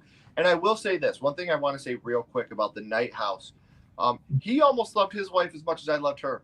I wouldn't have stopped killing. So good point. I do again want to thank you guys so much every week for those of you that come out here and join us, whether this is your first week or if you've been with us for all 13, 14, 25,000 live episodes we've done. It means so much to have you guys here. Not just you, the Romans React, but I hate saying fans because it's such a weird thing to say. But all my air conditioners that are over here in the chat, you guys are awesome. Like you, for real. You come out every week. You talk horror with us. I get to introduce you to friends of mine that you can go follow and become enamored with their videos the same way that we are. So thank you guys so much for joining us. I want to catch up on the chat real quick before we end it. Good captivating horror, Night of the Demons Part 1 in the Hitcher. Oh my gosh, that's the other one, the Night of the Demons. It's a good one. Have you guys seen The Hitcher? I've seen The Hitcher a long time ago. But the scene where he's got the gun under the table and then he puts his finger under the table at him. Yeah. What a suspenseful scene, man. That's a white knuckles. Yes. Have you guys seen The Night Comes For Us 2018? It's an awesome action slasher. The female character is badass. I have not seen that, Peter. If you have Ashley or I on Instagram, please DM us that. I'm at Sledgehammer Horror. She's at Ashley Sledge 08. DM us these because I would love to watch these. We're getting ready to take a trip to Chicago. I can't go too deep into why we're going, but it's going to be a killer time. So we will need movies to watch while we're out there. So please DM us this. Yeah. Awesome. I love Night of the Creeps and Monster Squad. Me too. Yes. The Trash Stash. You know what time it is. Michael Myers is on a whole nother level. Halloween is definitely on my top 100 list. Yeah, it exists. Oh, stop it. Your live make my horror. Thank you. That means a lot to us. That's awesome. As an adult, I've grown to respect Michael Myers. It's because I have made you like him. He was always boring to me. You know, growing up, I was really into Freddy. I was really into Jason, super into Chucky. And Michael was just like, hey, stabby, stabby, stabby. The older I've gotten, he's scary. Like, he's just a guy. Messed up. It's nothing supernatural. It's just, this could be my next door neighbor that snapped. Yeah. Oh, God. Cody, what's up, buddy? Hey.